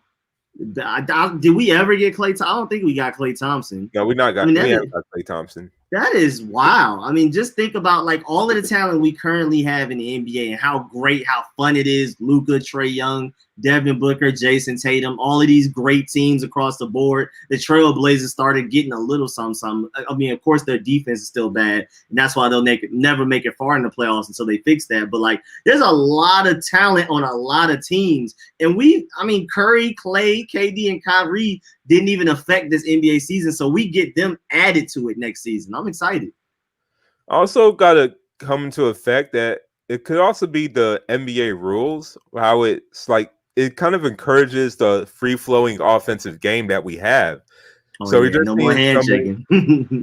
No hand checking, and just more rules that they've added as well, just to make the game a little bit more free, a little bit more attracting to the casual fan. Just a little bit more nuances they added, like that shooting foul that should become accustomed to in the playoffs, where if a player will touch a player right after the shot, even after the shot's performance, a foul, even they accidentally step on the player's foot, it could be a flagrant. It actually will be a flagrant if you do step on the player's foot after the shot. There's like little nuances they've added just to make the game much more offensive, much more appealing. So you see like rookies like John Morant coming in and already taking the NBA by storm. You're seeing Luka put up video game stats. So this is what the NBA wanted. So like even with the star players gone, there's still a lot of players filling their shoes because of how lax the NBA is now. That's a great point. That is a great point. There's a lot of great talent, but yet the NBA rules helps to make it even shinier. It makes it even more exciting. Like you said, for the casual fan that doesn't really care for defense, they're not here for strategy. They just want to see points, dunks, points, blocks, dunks, more dunks, points, threes, all of that. That's all they want to see. So yeah, the NBA is definitely more definitely tailored towards that more than anything. And I'm not surprised. Just like the NFL, they're just making it harder for DBs to go out there because they want more yards, more passing yards, more touchdowns. They just want more offense in the NFL. And that's why I was so happy. I was rooting for the Titans during the playoffs to a certain extent because I just like the fact that they were bringing back that old school fashioned football. We started getting a running game. Oh, yeah. I mean, you're a Patriots fan, so of course you – but, like, just as a neutral guy, I was just happy to see a running back matter again in 2020. And not even like a Christian McCaffrey, not a David Johnson, not a Melvin Gordon, Derrick Henry. You know what I'm saying? Guys just run people over. And Derrick Henry can catch, but he's here to run people over and to wear a defense down throughout a game. And I was just so happy to see running backs matter again, defense matter. That Titans run was really fun for me. Then, of course, they ran into a wall when they ran against the Chiefs, where their run game was still unstoppable, but you just couldn't put up as much points as the Chiefs could. So there's nothing you can do. Yeah, exactly. And speaking of the Chiefs, I mean, are we want to talk about that game, that Chiefs? I mean, yeah, we could definitely, touch on it because boy, the Texans scored first, and I was telling people in my live stream that, hey, don't worry about it. I still don't see how the Texans can win. First of all, let's take it back. The Texans, if anything, only got worse. What were you about to say? I kind of want to answer a question before we switch to a completely different sport. Outlaw asked a question about if Celtics need a center. No, they don't. Daniel Theis is good for what he does. They don't need like anybody does really more than what Daniel Theis does. He does the dirty work. He does the dirty stuff. Like he's kind of a dirty player as well. But you need the guys like that. He has some muscle. They don't need anything more than that. So no, they don't need a center. Mm-hmm. Yeah, unless they just get like a center that can shoot really well. That would be the only thing. And even then, he might clog up the perimeter that Jayson Tatum, Jaylen Brown, and Marcus Smart all like to, and Kemba Walker like to play on. Yeah, I think Theis is perfect for that team. I think Theis is perfect. Yeah, I'm right with you. But yeah, man, that Texans Chiefs, even before the game started, I started live stream early enough so people can pull up and we can just talk about it, do predictions and stuff. I saw a lot of people thinking the Texans were going to win, and I was just like, how? If anything, the Chiefs got better, and if anything, the Texans got worse. With what roster? With what receiver? Brandon Cooks. Randall Cobb? Randall Cobb, Will Fuller, who can't stay healthy. He actually had a pretty good game, though. I mean, garbage time minutes, good game, him and Deshaun Watson. But Deshaun Watson was out there running for his life and doing everything he could to just try to will this team back, but it was never close. I mean, was David Johnson really a factor this game? He played pretty well, but he got a little banged up, which is what you expect from a David Johnson. That's what you. I don't see him playing all 16 games, honestly. Would he look like a good for a second round pick? A second round pick? David Johnson, I think a second round pick. Yeah, and I'm like, bro, we could have done better than that. Stephon Diggs got traded the same day for a first round to the Bills. Bruh. We could have went and got DeAndre Hopkins, bruh. I don't know what was going on. I don't know how we were asleep. Maybe only the Texans called. I mean, maybe only the Cardinals called. Maybe they only called the Cardinals. Whatever. I don't know. But there's no way they asked everybody around the league, what would you be willing to give up for D-Hop? For him to end up being traded away for David Johnson in a second. I mean, that's ridiculous. And what's up, Smoke Shams? Oh, yeah, and the Nuggets just won, Seyi, just to let you know. Oh, yeah. I did not think the Texans had any chance to win that game. If anything, the Chiefs got better, especially getting Clyde Edwards-Helaire. Might be the best running back they've had since Jamal Charles. And then it's you're happy with that draft pick, aren't you? Oh boy, I have him like 2-3 leagues. I've been telling people coming out of LSU, he was a dog. I'm kind of second guessing. I probably should have took Edwards-Helaire, not Nick Chubb. But then again, we haven't seen what Nick Chubb. Nick Chubb's a dog though. Yeah, no, I wouldn't worry about that. I mean, Clyde Edwards-Helaire. The main thing with him is that you can't stack the box. How are you going to stack the box against Pat Mahomes, Travis Kelce, Tyreek Hill, Sammy Watkins, who had a great game? Like, how do you stack the box against that? Like, you have to dedicate all your resources all to the passing game. And then here comes Clyde Edwards-Helaire, just shifty. He's not now. Every time they used him in goal line, it was dark. Every goal line situation, they tried to run him up the A gap. It was terrible. That's what Damian Williams would have been good for. Exactly. Yeah, that's right. He opted out, didn't he? Yep. He opted out for the COVID. But yeah, man, his goal line situations were struggling unless they find a way to spread the ball in goal line formation. But like just red zone, running him up the A gap is not going to work. But anything else, he was explosive. He was shifty. He looked great out there, and I'm so happy I have him in a couple of leagues. Wait, Kenny Drake was off waivers. Wait, who waived them? Yeah, I don't know. I don't know. I don't know. I got to check all my leagues because I think people are tripping out here. I got to start checking all my leagues. I need to start checking my leagues. You can't be serious. Like, was that really a thing? Rich said that earlier, and I was like, nah, I don't even know what to say about that. I thought he said he got him in a trade. I thought he said he got him in the trade. Like, what is this? He got him off waivers, bro. Waivers? I don't know. Who waived them? If you ask me what's going on, I can't tell you. Whatever league that is, tripping. Whoever released J.K. Dobbins from who? Rich, you released J.K. Dobbins? So that's who he left out there. But you released J.K. Dobbins. Yeah, I don't know. That's he's just chilling out there, I guess. What have I missed? Oh my goodness. Yeah, what exactly is going on right now? No words. He said no words. Bro, I don't know what's going on in these fantasy drafts, but I'm highly disappointed. I just want y'all to know that. You had Preston Williams, Parrish Campbell, but you released J.K. Dobbins. No, yeah, Rich, you are tripping there. I didn't know he released to get Kenyon Drake. You could have had just a Monster squad. You released the wrong people. And I'm a little disappointed. But, that Kenyon Drake off the waivers. First of all, what were you even doing? What were you doing to even, just be in the waiver wire? Why did you even know somebody would drop somebody that good for no reason? What were you doing the day you found that out? You lucky this ain't for money because I would have been on it every day to realize he was in the waiver wires, and I would have picked him up first. I just don't understand how something like that happens, man. I'm quite confused. I'm not going to lie to you. This makes me excited for this season because once people start releasing clear starters, I'm about to swoop them right up. Bro, what fantasy league is that? Is that the one we're in? That's the one you're in also? That's the one we're in. That's the Friday night? Yep. Oh my Lord, bro. Y'all out here tripping early. Y'all tripping early. All right, we even play a game. We only play one game. We only play one. we You had no haven't one even done else a to drop. full week. You had no one else to drop, Rich. I literally just named two people: Preston Williams and Parrish Campbell. I don't And even know who. I don't even know who you're gonna Preston Williams drop plays J.K. for. Dobbins. Do you know who J.K. Dobbins is?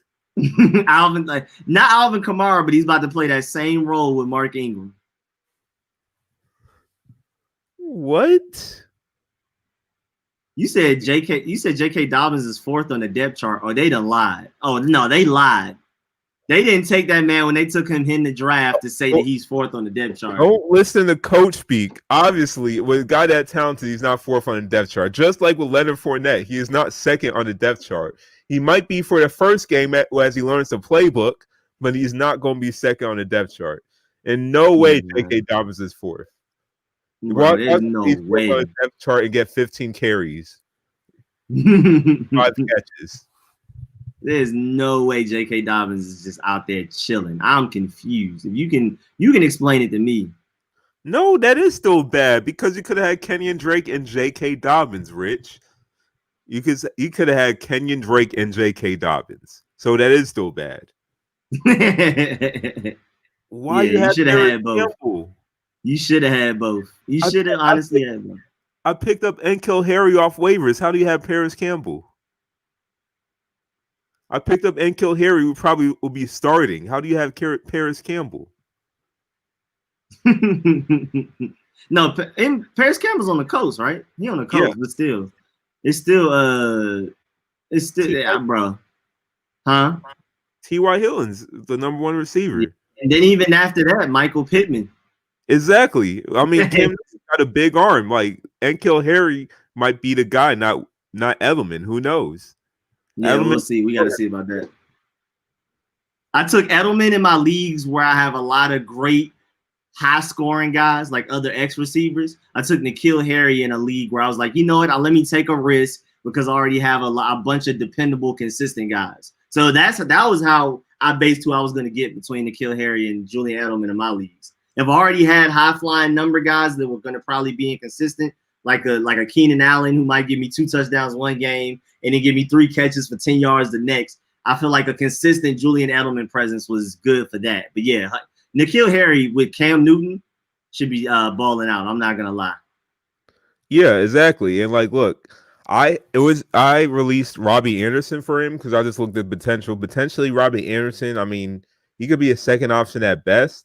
So I felt like N'Keal Harry. Like I'm curious of the unknown. I feel like he has the most potential.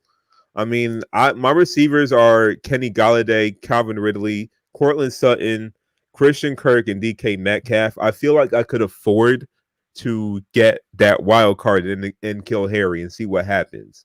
Unfortunately, he is injury prone because he's already questionable and doubtful. So the receiver, Cortland Sutton is also questionable. So my top 2 receivers and the receiver I just signed are both probably not playing. So I might need to put in a DK Metcalf. Who knows? I think he's going to feast on that Atlanta defense. Smoke Jam said N'Keal can't separate from linebackers, let alone corners. I think he's going to be fine. I personally like N'Keal Harry. He was one of the best wide receivers in that draft to me. I think he's going to be straight. And I think he was just playing hurt last season. He was playing hurt. He came in like half the season. Yeah, he played half the season. Like, I don't know if I said in this podcast, but Brady just doesn't trust anybody not named James Edelman or not Julian Edelman. Julian Edelman. I said James and Edelman. James White. Julian, you mixed them together. Yeah, you mixed them together. Julian Edelman and James White. James and Edelman. That's all. That's the names he trusts. James White, Julian Edelman. That's the name. That's it. Trusts. You don't trust anybody else. So look, we wouldn't know because he don't throw and kill Harry anyways. Now Cam Newton loves his big targets, so I can see him targeting more to N'Keal Harry than he would to Julian Edelman. Because I mean, Cam Newton is not a short pass between the numbers type of guy. So I can't see Julian having these same stats that he did under Brady. But yeah, Rich, at the same time, I mean, your running backs are good, but in fantasy, you stockpile as many running backs as you can. One, running Boy. backs get hurt a lot. Two, there are great trade pieces. If you got a quality running back, especially one potential like J.K. Dobbins, you do not release them. I kept Devin Singletary last year for a whole year, even when he wasn't even getting playing time for like the first 8 weeks, getting like 2 carries a game, 4 carries. I saw that yards per carry. I knew it was high. I knew the moment they tell Frank Gore, like, yo, you gotta take a back seat. Devin Singletary was going to go off, and he did, and he helped me. Even though I still lost my fantasy league, but I mean, he helped me. So yeah, I'm giving you a free game, and you still won't even beat me. I'm just saying. Okay. Yeah, but that is crazy that Rich has Christian McCaffrey, Austin Eckler, and now Kenyon Drake. That doesn't make any sense. If this was a PPR league, I would be extremely scared, but I mean, that's still a dangerous squad, though. But if it was a PPR league, man. Yeah, bro. That's ridiculous. I don't even know how that was allowed. But shouts out to Kenyon Drake from Powder Springs. Shouts out. Yeah, of course. Atlanta native. Yes, sir. Yes, sir. First of all, just to go back to basketball for a little minute, I'm really happy to see Michael Porter Jr. finally have a bigger role, because during the bubble before the playoffs, he would come in here and there, get to pull up a couple of shots and stuff. But now, like, he's the guy, like in clutch situations, he's the one with the ball in his hands. I'm so happy to see him stay healthy and actually become that guy we thought he could be out of college. It probably was also sitting out during the pandemic kind of helped them get like those 3 months in to rest. I mean, he was still having his back issues, just came back from injury. Maybe he needed those 3 months, and maybe after the pandemic was done, he came back in good shape. He came back in good health, and Mike Malone is like, you know what? Let's give you the keys. You're going to get more playing time for the Denver Nuggets. It also helped for his case that Will Barton and Gary Harris were out of action, so it had to open up minutes for Michael Porter, because they barely had any more wings left. Like, they barely had any more wings. It's like coming late at night to Wingstop. Like, they barely have any wings. I know that is now, but I hate him. But like, yeah, they didn't really have any more wings left, so they had to play Michael Porter Jr. And look, he made the most of it. I'm really happy for him, because I hate to see players with a lot of talent not work out because of injuries. That hurts. So I'm really happy to see him doing well. And like you said, yeah, that's a great point. That, like, if the playoffs, there was no such thing as COVID, and the playoffs would have been at this normal time that it usually is, earlier in the year, spring, early summer, then he wouldn't be here right now. He probably wouldn't even be healthy enough to play, let alone have the impact that he's having. So shouts out to him, man. Making the most of it. But yeah, just to go back to the Chiefs and Texans, that game was ugly. It was really no hope. Clyde Edwards-Helaire is exactly who I thought he would be. Sammy Watkins had a bigger impact than I expected, but we got to remember he was, like, talent-wise a top receiver in this league coming out of college. We thought he was going to be the next thing. I thought he was going to be the second coming of Steve Smith. Honestly, if it wasn't for the injuries, I think he would have been a superstar. Yeah, exactly. Them Clemson receivers just built different. I don't know what it is. Tell me about it. I don't know why this is breaking news, but Browns head coach Kevin Stefanski will call plays. Why is that even breaking? Why does it say breaking? I don't care. I guess a reason, if Baker Mayfield fails, that'll be the reason. I don't know. Okay, no, we know who to blame, I guess. But you were talking about ugly during the game. It was ugly before the game too, because even like the ceremony when during the anthem, when the Texans weren't even on the field, the Kansas City fans were booing. Oh yeah, that was hate. I heard about that. I didn't see that. I wasn't really paying attention. I came right after the anthem, so I didn't see it either. But I heard about it on Twitter. But people are always gonna be haters. Nothing you can really do about it. I even heard about the fan thing late. Like, I came like, wait, they got fans? So I'd say, oh yeah. And then I saw, I found out right before the game, like the same day, like literally yesterday. I was like, what? They got fans? And I'm like, wait, 16,000 of them? And I was like, yeah, the NFL ain't lasting a full season. It ain't making it. We ain't playing 16 games, 17 weeks. Bro, we are not. It's not working. We are not. Oh, and All right right. now, just the update because LC3 asked asked if we watching the game. The Celtics are up. I think it was 11-7 right before the screen. Yeah, 11-7. I'm behind though, so but yeah, there's two. It's Yep, two. It's 11. two of the top 3 coaches in the NBA going against each other. That's one thing we haven't really talked about. Nick Nurse and Brad Stevens. That's crazy. That's a crazy matchup. Yeah, and both coaches don't really have like NBA pedigrees. They both had to climb through the ranks. Yeah, Nick that Nurse is really true. had to make his trade like in Europe, climbing through the coaching ranks. Brad Stevens made his name through Butler.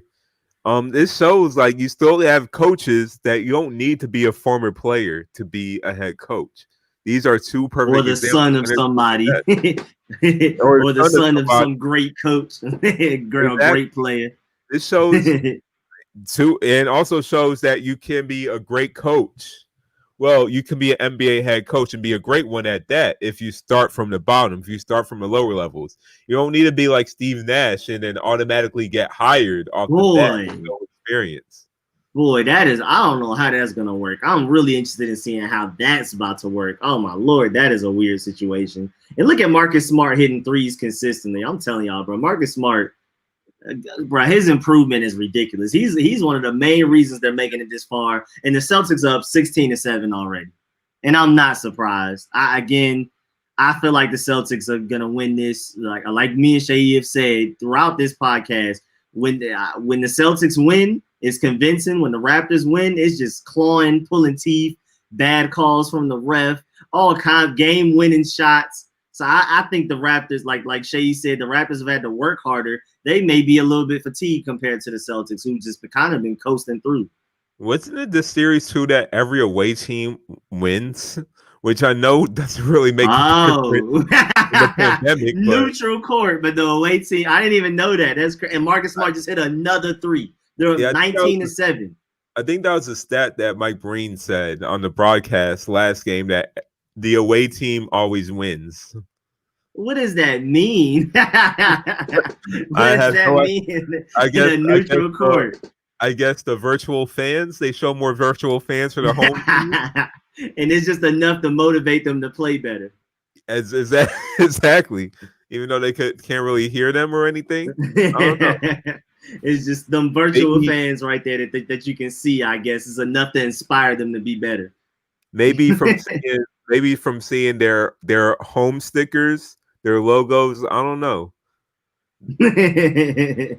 Well, technically the Raptors are the home team tonight, so that means that the Celtics should win then. Exactly. Just going by statistics and patterns. Exactly. Shows that home court advantage doesn't necessarily work. But if you're the away team, the exact opposite. Yeah. The exact opposite. Just having, I guess having the other team's fans in the crowd, I guess you get mad at them and get inspired and want to do want to make a bucket and then look at them. Yeah, you want to show off.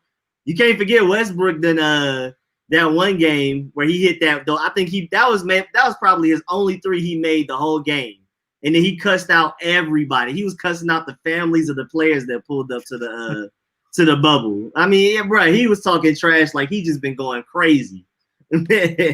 So I guess them virtual fans or seeing the opponent's players' families in like a certain booth, maybe that motivate. I don't know. What was that Jayson Tatum just hit? He just hit almost a 3-point floater. I did. Yeah, you're kind of like, yeah. I was about to comment on that amazing shot that Jayson Tatum hit. No, that's not amazing. No, that was dumb. That was why did he shoot hit it? it? He hit it. He's Jayson Tatum. Yeah, Jayson Tatum. Yeah, he is Jayson Tatum. And he is. Then Powell that nice dunk. Oh, I'm behind. I just saw Kyle Lowry miss.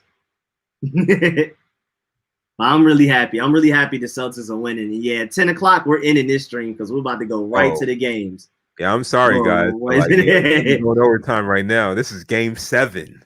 We got to see this. Oh, I just seen the dunk. That was a nice that wasn't even really a fast break because the Celtics had more players, I think, down there, but they just fell asleep. But yeah, man, I really hope it's Lakers Celtics at the end of the day. And as far as football goes, on Sunday, I'm super excited. I cannot wait to tune in. hoping the Burgundy and Gold beat the Eagles. Honestly, I can't see. I mean, as good as the Eagles are, they have injuries everywhere. I think they only have 2 starting offensive linemen right now, 2.5 really, because Lane Johnson is also very hurt. I'm expecting us to go out there and honestly could pop, if Dwayne Haskins plays as well as I think he will, we should win that game. And I think our defense is going to be monstrous. Carson Wentz is banged up. He's day to day. I mean, they said he's good. He's going to play, but he's not 100%. And then I don't believe in any of the Eagles receivers. It's a lot of talent. Jalen Reagor was hurt, but now he's good. He shouldn't have gone in the first round. He's not that good. What's his name? I forgot buddy name. Not Alshon Jeffrey, not Deshaun Jackson, but the guy they drafted the year before. Aguilar? JJ Arcega-Whiteside. I'm not worried about him. Yeah, Eagles fans were mad all season last year after they took him instead of Terry McLaurin. Terry McLaurin was available when they picked, but they took him. And then all throughout the season, you just see Eagles memes from Eagles fans complaining about it. It wasn't even like us making fun of them. It was them mad at the Eagles coaching staff and GMs for allowing that mistake to happen. But I'm not afraid of Deshaun Jackson because he can't stay healthy. He's only getting older every year. And now Alshon Jeffrey, I think he's already been announced out. So, or he's hurt. He's hurt. He's going to play banged up if he is. But I think I heard he was out. I think I saw somewhere. He went from questionable to out. He was never doubtful. I don't know what happened.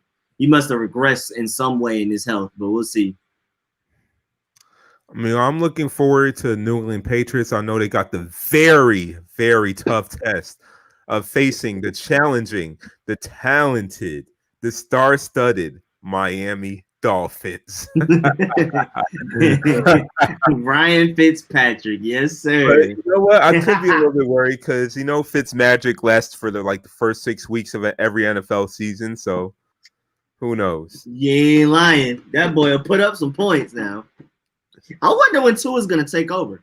What would it take for Tua to take over? Is it going to be Ryan Fitzpatrick having that expected decline that we always know he has? It always happens, and I know Dolphins brass has to be timing it too. Once Fitzmagic becomes Fitz-tragic, that's when Tua is going to take over. Takes about 4 or 6 games. It does. So, is Tua healthy? I haven't really looked into this. It's if he needed to, could Tua play on Sunday? Yeah, they said he's completely healthy. So he's literally only not starting because they feel like he's not ready yet or something? Yeah. Because it seemed like out of any quarterback between Drew Lock even last year or what's his face from Oregon that just came out this year, that's with the Chargers. Herbert. Yeah, Justin Herbert. It seems like out of anybody mentally, who would be the most ready to play day one quarterback? I would probably vote Tua. I'm not exactly sure why Tua isn't ready. He's the one that's accurate. He's smart. He's not the guy you take because of his just physical tools like Justin Herbert and you're banking on potential. Tua's smart, accurate, and all of that. So I'm just confused as to how he didn't win it. But at the same time with Tua, he hasn't played football in how long? So that's a good point. Especially when you have a bad team like the Dolphins with no offensive line. You want to wait till he actually has. They got Eric Flowers. They got Eric Flowers. Exactly, bad offensive line. So, I would rather put Fitzpatrick, feed him to the wolves. I don't want to do that. My price sacrifice, especially against the Patriots. First game, no. Remember wasn't it the Redskins that bench Haskins against the Patriots? No, I don't think he played, but I know y'all historically against rookie quarterbacks. I think y'all are undefeated or something crazy and won. Haskins had his first week start the week before, but then they played the Patriots. Washington played the Patriots, and then I forgot if it was Gruden or whoever bench Haskins because he didn't want Haskins to play against the Patriots.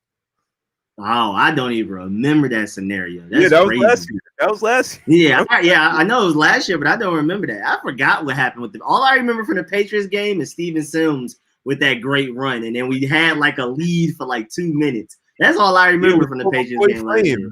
Yeah, it was Colt McCoy playing because Haskins was the starter last game. He got his first start. The previous game. The previous game. Got his first start the previous game, but they didn't want to play Haskins against the Patriots because they feel like they would traumatize him. They feel like he's not ready for the Patriots.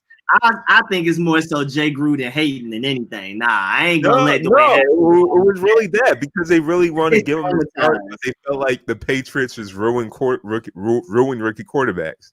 And So they y'all didn't do want tend to to take do their that though. chance. Y'all do tend to do that. I think Pat Mahomes, even though y'all beat him, y'all did ruin him, but y'all did beat him. Rookie and second year quarterbacks. We already did it to Sam Darnold. He's seeing ghosts.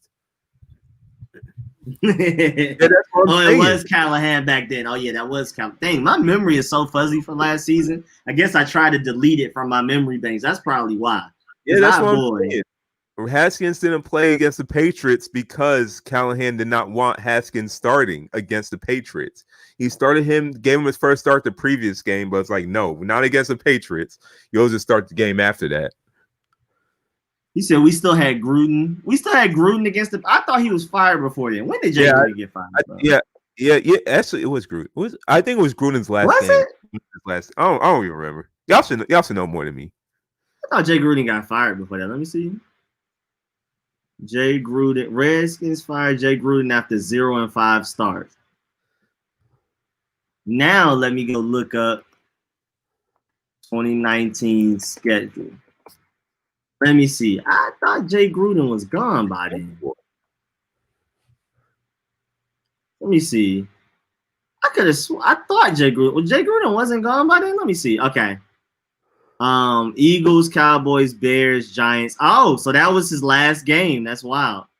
That was his last game. I thought we played y'all somewhere in the middle of the season. Boy, my memory of last season is so fuzzy. I forgot that first after the Eagles, that first Eagles game, everything is a blur until the Packers game. Nah, really kind of the Patriots. The Panthers. Really week 13 when the Panthers down, I remember a little of the Jets, I remember a little of the Lions. I don't remember the Bills. I don't even remember playing the Vikings last year, except for the fact that it was Kirk Cousins versus Jay Gruden. But I don't remember that game. I remember 49ers because that was the sloppiest game ever with the rain, and Trae had a couple of flashy moments. I remember the Dolphins game because I was rooting for us to lose. But for the most part, I don't remember last season. That is wild. I literally don't remember last season. I really don't. I guess it was just so traumatizing. I deleted it. I wouldn't want to remember last season if I were y'all too. So I don't blame you. Hate him. But yeah, man, I'm really excited about this football. I'm so glad we have football back. And Rich, it's YOU apostrophe RE. Wait, what? Oh, I hate him. You knew what he meant though. You knew what he meant. But yeah, I'm just so excited to have football back. Basketball's cool. Basketball's entertaining, but it's not football. Like I've always said, I prefer to watch the Bills and Browns play over the Celtics and Clippers. I mean, the Lakers and Clippers. Like I'm just football. I like college. I like high school. I'm just so happy to have it back. I'm not sure how long it'll last with the Chiefs having fans at the stadium. They must have had a super mask check. Like you couldn't get in without a mask on your face. I'm assuming. In Kansas City, Missouri. Yeah, the people that booed the Black national anthem. I don't know how they convinced them to wear masks. Nah, I doubt it. I just like, okay, good enough. Cause come in. Yeah, yeah, man. Hey, bro, but I don't know how long this is gonna last. But at least we have it for the start, and I'm excited. We have fantasy football leagues going. We have football back. I have my Sunday ticket ready. About to watch the Burgundy and Gold play along with other games at the same time. Marcus Smart just hit another 3. So I can't wait to have. Yes, sir. And I can't wait to have the Burgundy and Gold in front of me, my live stream right here, and my other games right here, and whatever else I choose to have on my TV. I'm so excited, man. Yeah, I mean, like, end of the day, I'm still a basketball guy. I'm mostly basketball. I still love football. But like I think I'm more interested to see how this season just plays without fans, because I feel like NFL fans impact the atmosphere more than NBA fans. Oh yeah, man. Like Seahawks Stadium, for example, their 6th man, whoever stadium. The 11th man. He said the 6th. I mean the 12th man. You said the 6th. Like, thinking of basketball guy. I said the 6th man. Let me change the picture. I'll Y'all, change the y'all know, picture. y'all know what I mean. I got the picture. There you go. We're thinking There, football. there we go. Football mind. Let's go. Let's go. There we go. But yeah, it's just a completely different atmosphere. So how do players psych themselves up when the field will be as quiet as a library? Like, how do you psych No, they actually said they're gonna have noise at the stadium for them. Like for basketball, how it's not in the stadium, but it's like over the broadcast. They say the NFL teams themselves are responsible for their own sounds.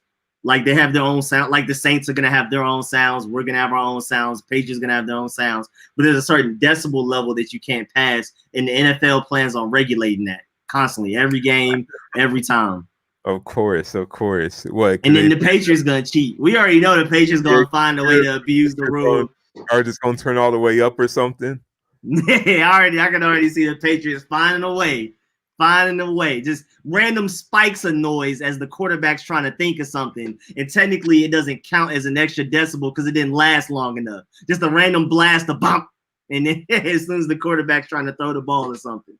Just like men don't cheat, Patriots don't cheat either. The Patriots don't cheat. But yeah, man, I'm excited. I'm excited to see how this crowd noise thing plays out. Because another point to add to that about how crowd noise affects NFL games more than most sports is because like it's actually a strategy. Like the crowd purposely gets loud when the other team is on offense, so they can't communicate between the players and the coaches and stuff. They want them to scramble, force to delay of games and all types of confusion, or force them to call timeouts that they shouldn't have to call, things like that. So the crowd not being part of that is gonna affect a lot of things. And like you said with the Seahawks, their 12th man, I'm just interested in seeing how the Seahawks look without their 12th man. Has it been a fluke? Have they been a fluke this whole time? Has the 12th man been carrying them, or has it actually been the talent and coaching? Yeah, we never know. Who knows? You might see Mitchell Trubisky actually play good. Now there's no crowd in the press room. Maybe none of his own crowd booing him. None of his own Bears fans are booing him. Maybe he can finally focus and play much better. Maybe Sam Darnold won't see as many ghosts when he can focus. Who knows? Yeah, that is true. Oh, and Madden Simulator crowd, Joseph said. I heard it was going to be Madden Simulator crowd. That's really interesting. And then my mom said, lackluster. Who's winning this fantasy league? Oh, I got all of them on lock. All 7 of them. No, it's of course. Did. I got Nick Chubb. I got Joshua Jacobs. It's over. That's all I got to say. We'll see. That's all I got to say. We'll see. Especially with this league, if y'all releasing Kenyon Drake and J.K. Dobbins, man. It's over. This league is about to be food. That's all I needed to see. It's over.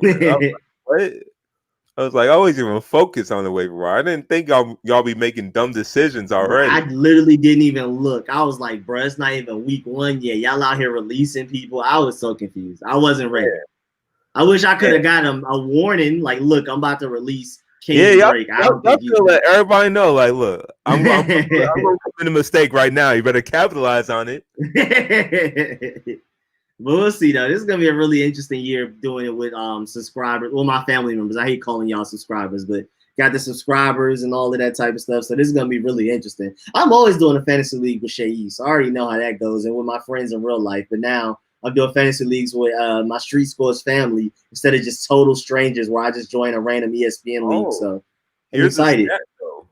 The leagues between us, I'm the only one that's won my league. Whenever we are on the same league. Oh, I'm not gonna lie. You not lying. It was you the year before and Jam last year. I can't. Hey man, can't argue with it. Hey, Joseph, you ain't want this smoke. You over here releasing Kenyon Drake. You don't want this smoke. I'm gonna beat you this week. Starting off on what? Because you wanted projection. Who care about projection? I don't care if you got 27 points right now. I really don't care about ESPN projections, bro. It's wild. ESPN literally doesn't care. Look, I'm about to win. Like, look, Josh Jacobs about to go off. Nick Chubb about to go off. Josh Allen about to have himself 2 rushing touchdowns and 2 touchdowns. He might have 3 interceptions, but hey, that don't really count much in fantasy. We about to I found out about it on Rico's stream. That's so sad. I don't even know why Seyi is pointing at himself when he's starting off 0-1. Oh boy, Seyi, they on your head. That's what I'm saying. Like he don't want the smoke because he facing me this week. Like, but he don't know. He don't learn. I'm so excited, bro. Fantasy football and just watching football, it's just a different energy in the air. It's a different level of trash talk. Even my friends that love basketball and football equally, football just brings out heavier, more passionate trash talk, more constant trash talk. And I can't wait. The Xbox party chats are about to be more interesting now that football is back. I'm so excited. I can't wait to see the Falcons lose a lot of games. It's just gonna be so fun. Love to see it. You love to see the Falcons losing. That's where we can agree. We both love to see the Falcons and the Cowboys losing. It's excellent. It's quite great. Quite a great feeling. And Rich, I don't have him on my team. I don't have that player on my team. Maybe he's saying he's available and he's saying you should go get him. I don't know. Nah, I'm good. Oh, right now, just to let y'all know, the Raptors are up 29-20. And yo, whose haircut is that? His haircut is terrible. There's a barbershop in the quarantine, bro. What are you talking about? Forgot his name. Number 37. Dang, you just said his name earlier. OG There's a barbershop in the bubble, man. What's going on, bro? What's going on, bro? No. You say what happened? Who's number 37? I don't know the players by numbers. Who's number 37? Buddy with no haircut. Semi Ojale. Oh yeah. He really do look like he didn't get his haircut. Really, they do have a barber in the barber shop, but I'm pretty sure they don't have to pay. So, what's the excuse? He just don't feel like walking, bro. Bro, he has no. He don't. I'm mad at the fact that he doesn't have a fade already. Anybody with just a straight afro, that's annoying off rip. But then he doesn't even have a shape up. Yeah, I would get a fresh cut or fresh shape up every other day. It's free. I'm saying. And I heard the barbers are $5. They gotta be if they cut NBA players. Bruh, I'm pretty sure they get paid thousands of dollars every chance. Norman Powell's the ball. Like Harvard for barbers right now. Like if they get in, they make it. It's AAU for basketball players and the barbers. It's like it's a Roman tournament. Who gets the like say one basketball player walks in, which barber chair does he choose? It's a tournament. Who is he sitting? LeBron. Yeah, that's what I'm saying, bro. I'm pretty sure they fight it out. They do rock, paper, scissors, something. You know, I know LeBron got his own personal barber though, so they probably just brought him. Because he needs a surgeon. Yeah, of course he got his own personal barber. He is a surgeon. For real, he got somebody with magic over there. He got somebody that knows spells. More than an athlete, more than a haircut. He said, Brent cuts his own hair. Who's retwisting Kawhi's cornrows? Oh, bro, I don't know, bro. I don't know. Hairstylist there.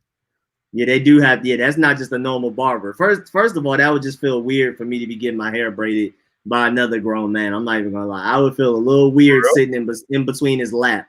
Cause I mean, I'm thinking of at home. Every time I get my hair done, I'm sitting in between, like in like a lap kind of. And I just can't imagine. I can't imagine that. I got my hair braided by a woman, but I definitely wasn't sitting in between her laps. So I always get my hair done at home, so that's how it works. I didn't even think about the fact that there would be somebody standing behind a chair. That's not that bad. Like if you go to actual salon, they'll be sitting in between someone's lap and then just braiding their hair. I just thought about how I get my hair done. I always just I'm sitting in between somebody's like legs or something to get my hair done. I'm never in a chair with somebody standing up behind me. My mom said they should have let her go do the braids. Oh, and Brent Collins said Chase Young will have 5 sacks against the Eagles. I think we will as a team, maybe even more, but I don't think Chase Young will. I think they're going to focus on Chase Young. So I'm not expecting them to really have like a great game out the gate. Maybe we'll see though. And Marcus Smart threw the ball off the top of the backboard. What was going on, man? But all right, y'all. It's 10 o'clock. Mark. Oh, it's 10 o'clock? Oh, all right. 10:01, actually. We got to go. We got to go. I appreciate everybody that pulled up. Thank you, Mommy. Thank you, everybody who's in the comment chat being active. Joseph, Rich, all of y'all, man. I'm sad if I'm missing anybody. LC3, Jones, Noah, Door, Gunner, everybody, man. Let me see. Sports fan all day. See who I'm missing. Outlaw King. Alden was good. Everybody, just want to make sure I say bye to everybody. Brian Smokes, of course. Y'all know my memory's bad, so I'm literally scrolling through saying bye to everybody because I forgot. Brent, Joe, okay, Joseph, everybody. All right, y'all. Anything you wanted to say before we dip up out of here, Seyi? Man, I'm just ready to watch the game. I'm ready to watch the game, but appreciate y'all for listening to the podcast, for watching the podcast. I got my own podcast that I do. Actually, I got 2 podcasts that I do right now. 2 other podcasts. So I got a podcast that we talked about the AFC preview. We're going to talk about the NFC preview. It's called That's My Sports. So if you search That's My Sports on social media, it should pull up. And I'm one of 3 hosts that we talk about sports, talking about the NFL so far. And also, we're going to talk about, I have another podcast. Got so many podcasts. So I got another podcast. Hey, keep it busy, man. Been busy with my friend JC. Don't know if we're going to do it this weekend. He's out of town, so we might come back next week. But stay tuned for that. It's called the Sports Edition. Also talk about sports as well, just like here. A little bit more vulgar. We have the parental advisory sticker, so a bit more R-rated. So just stay tuned for that. Just catch it on Spotify. I need to add all those links to the description of these live streams. So just definitely send me all of it. If you send me all of that, I'll go ahead and throw it into the links. Much easier. All right, I'll do that. Yes, sir. Yes, sir. But yeah, we out of here because we all trying to catch this game. Make sure y'all like before y'all leave. Thank you, Mommy, for reminding them of that. Please like the stream before you leave. We'll catch y'all every Friday, 8 to 10 p.m., even during the regular season. No matter how busy I am, we're going to hit y'all with these Friday podcasts, 8 to 10 p.m. every Friday. We will catch y'all later. We are out. Time to go watch the game.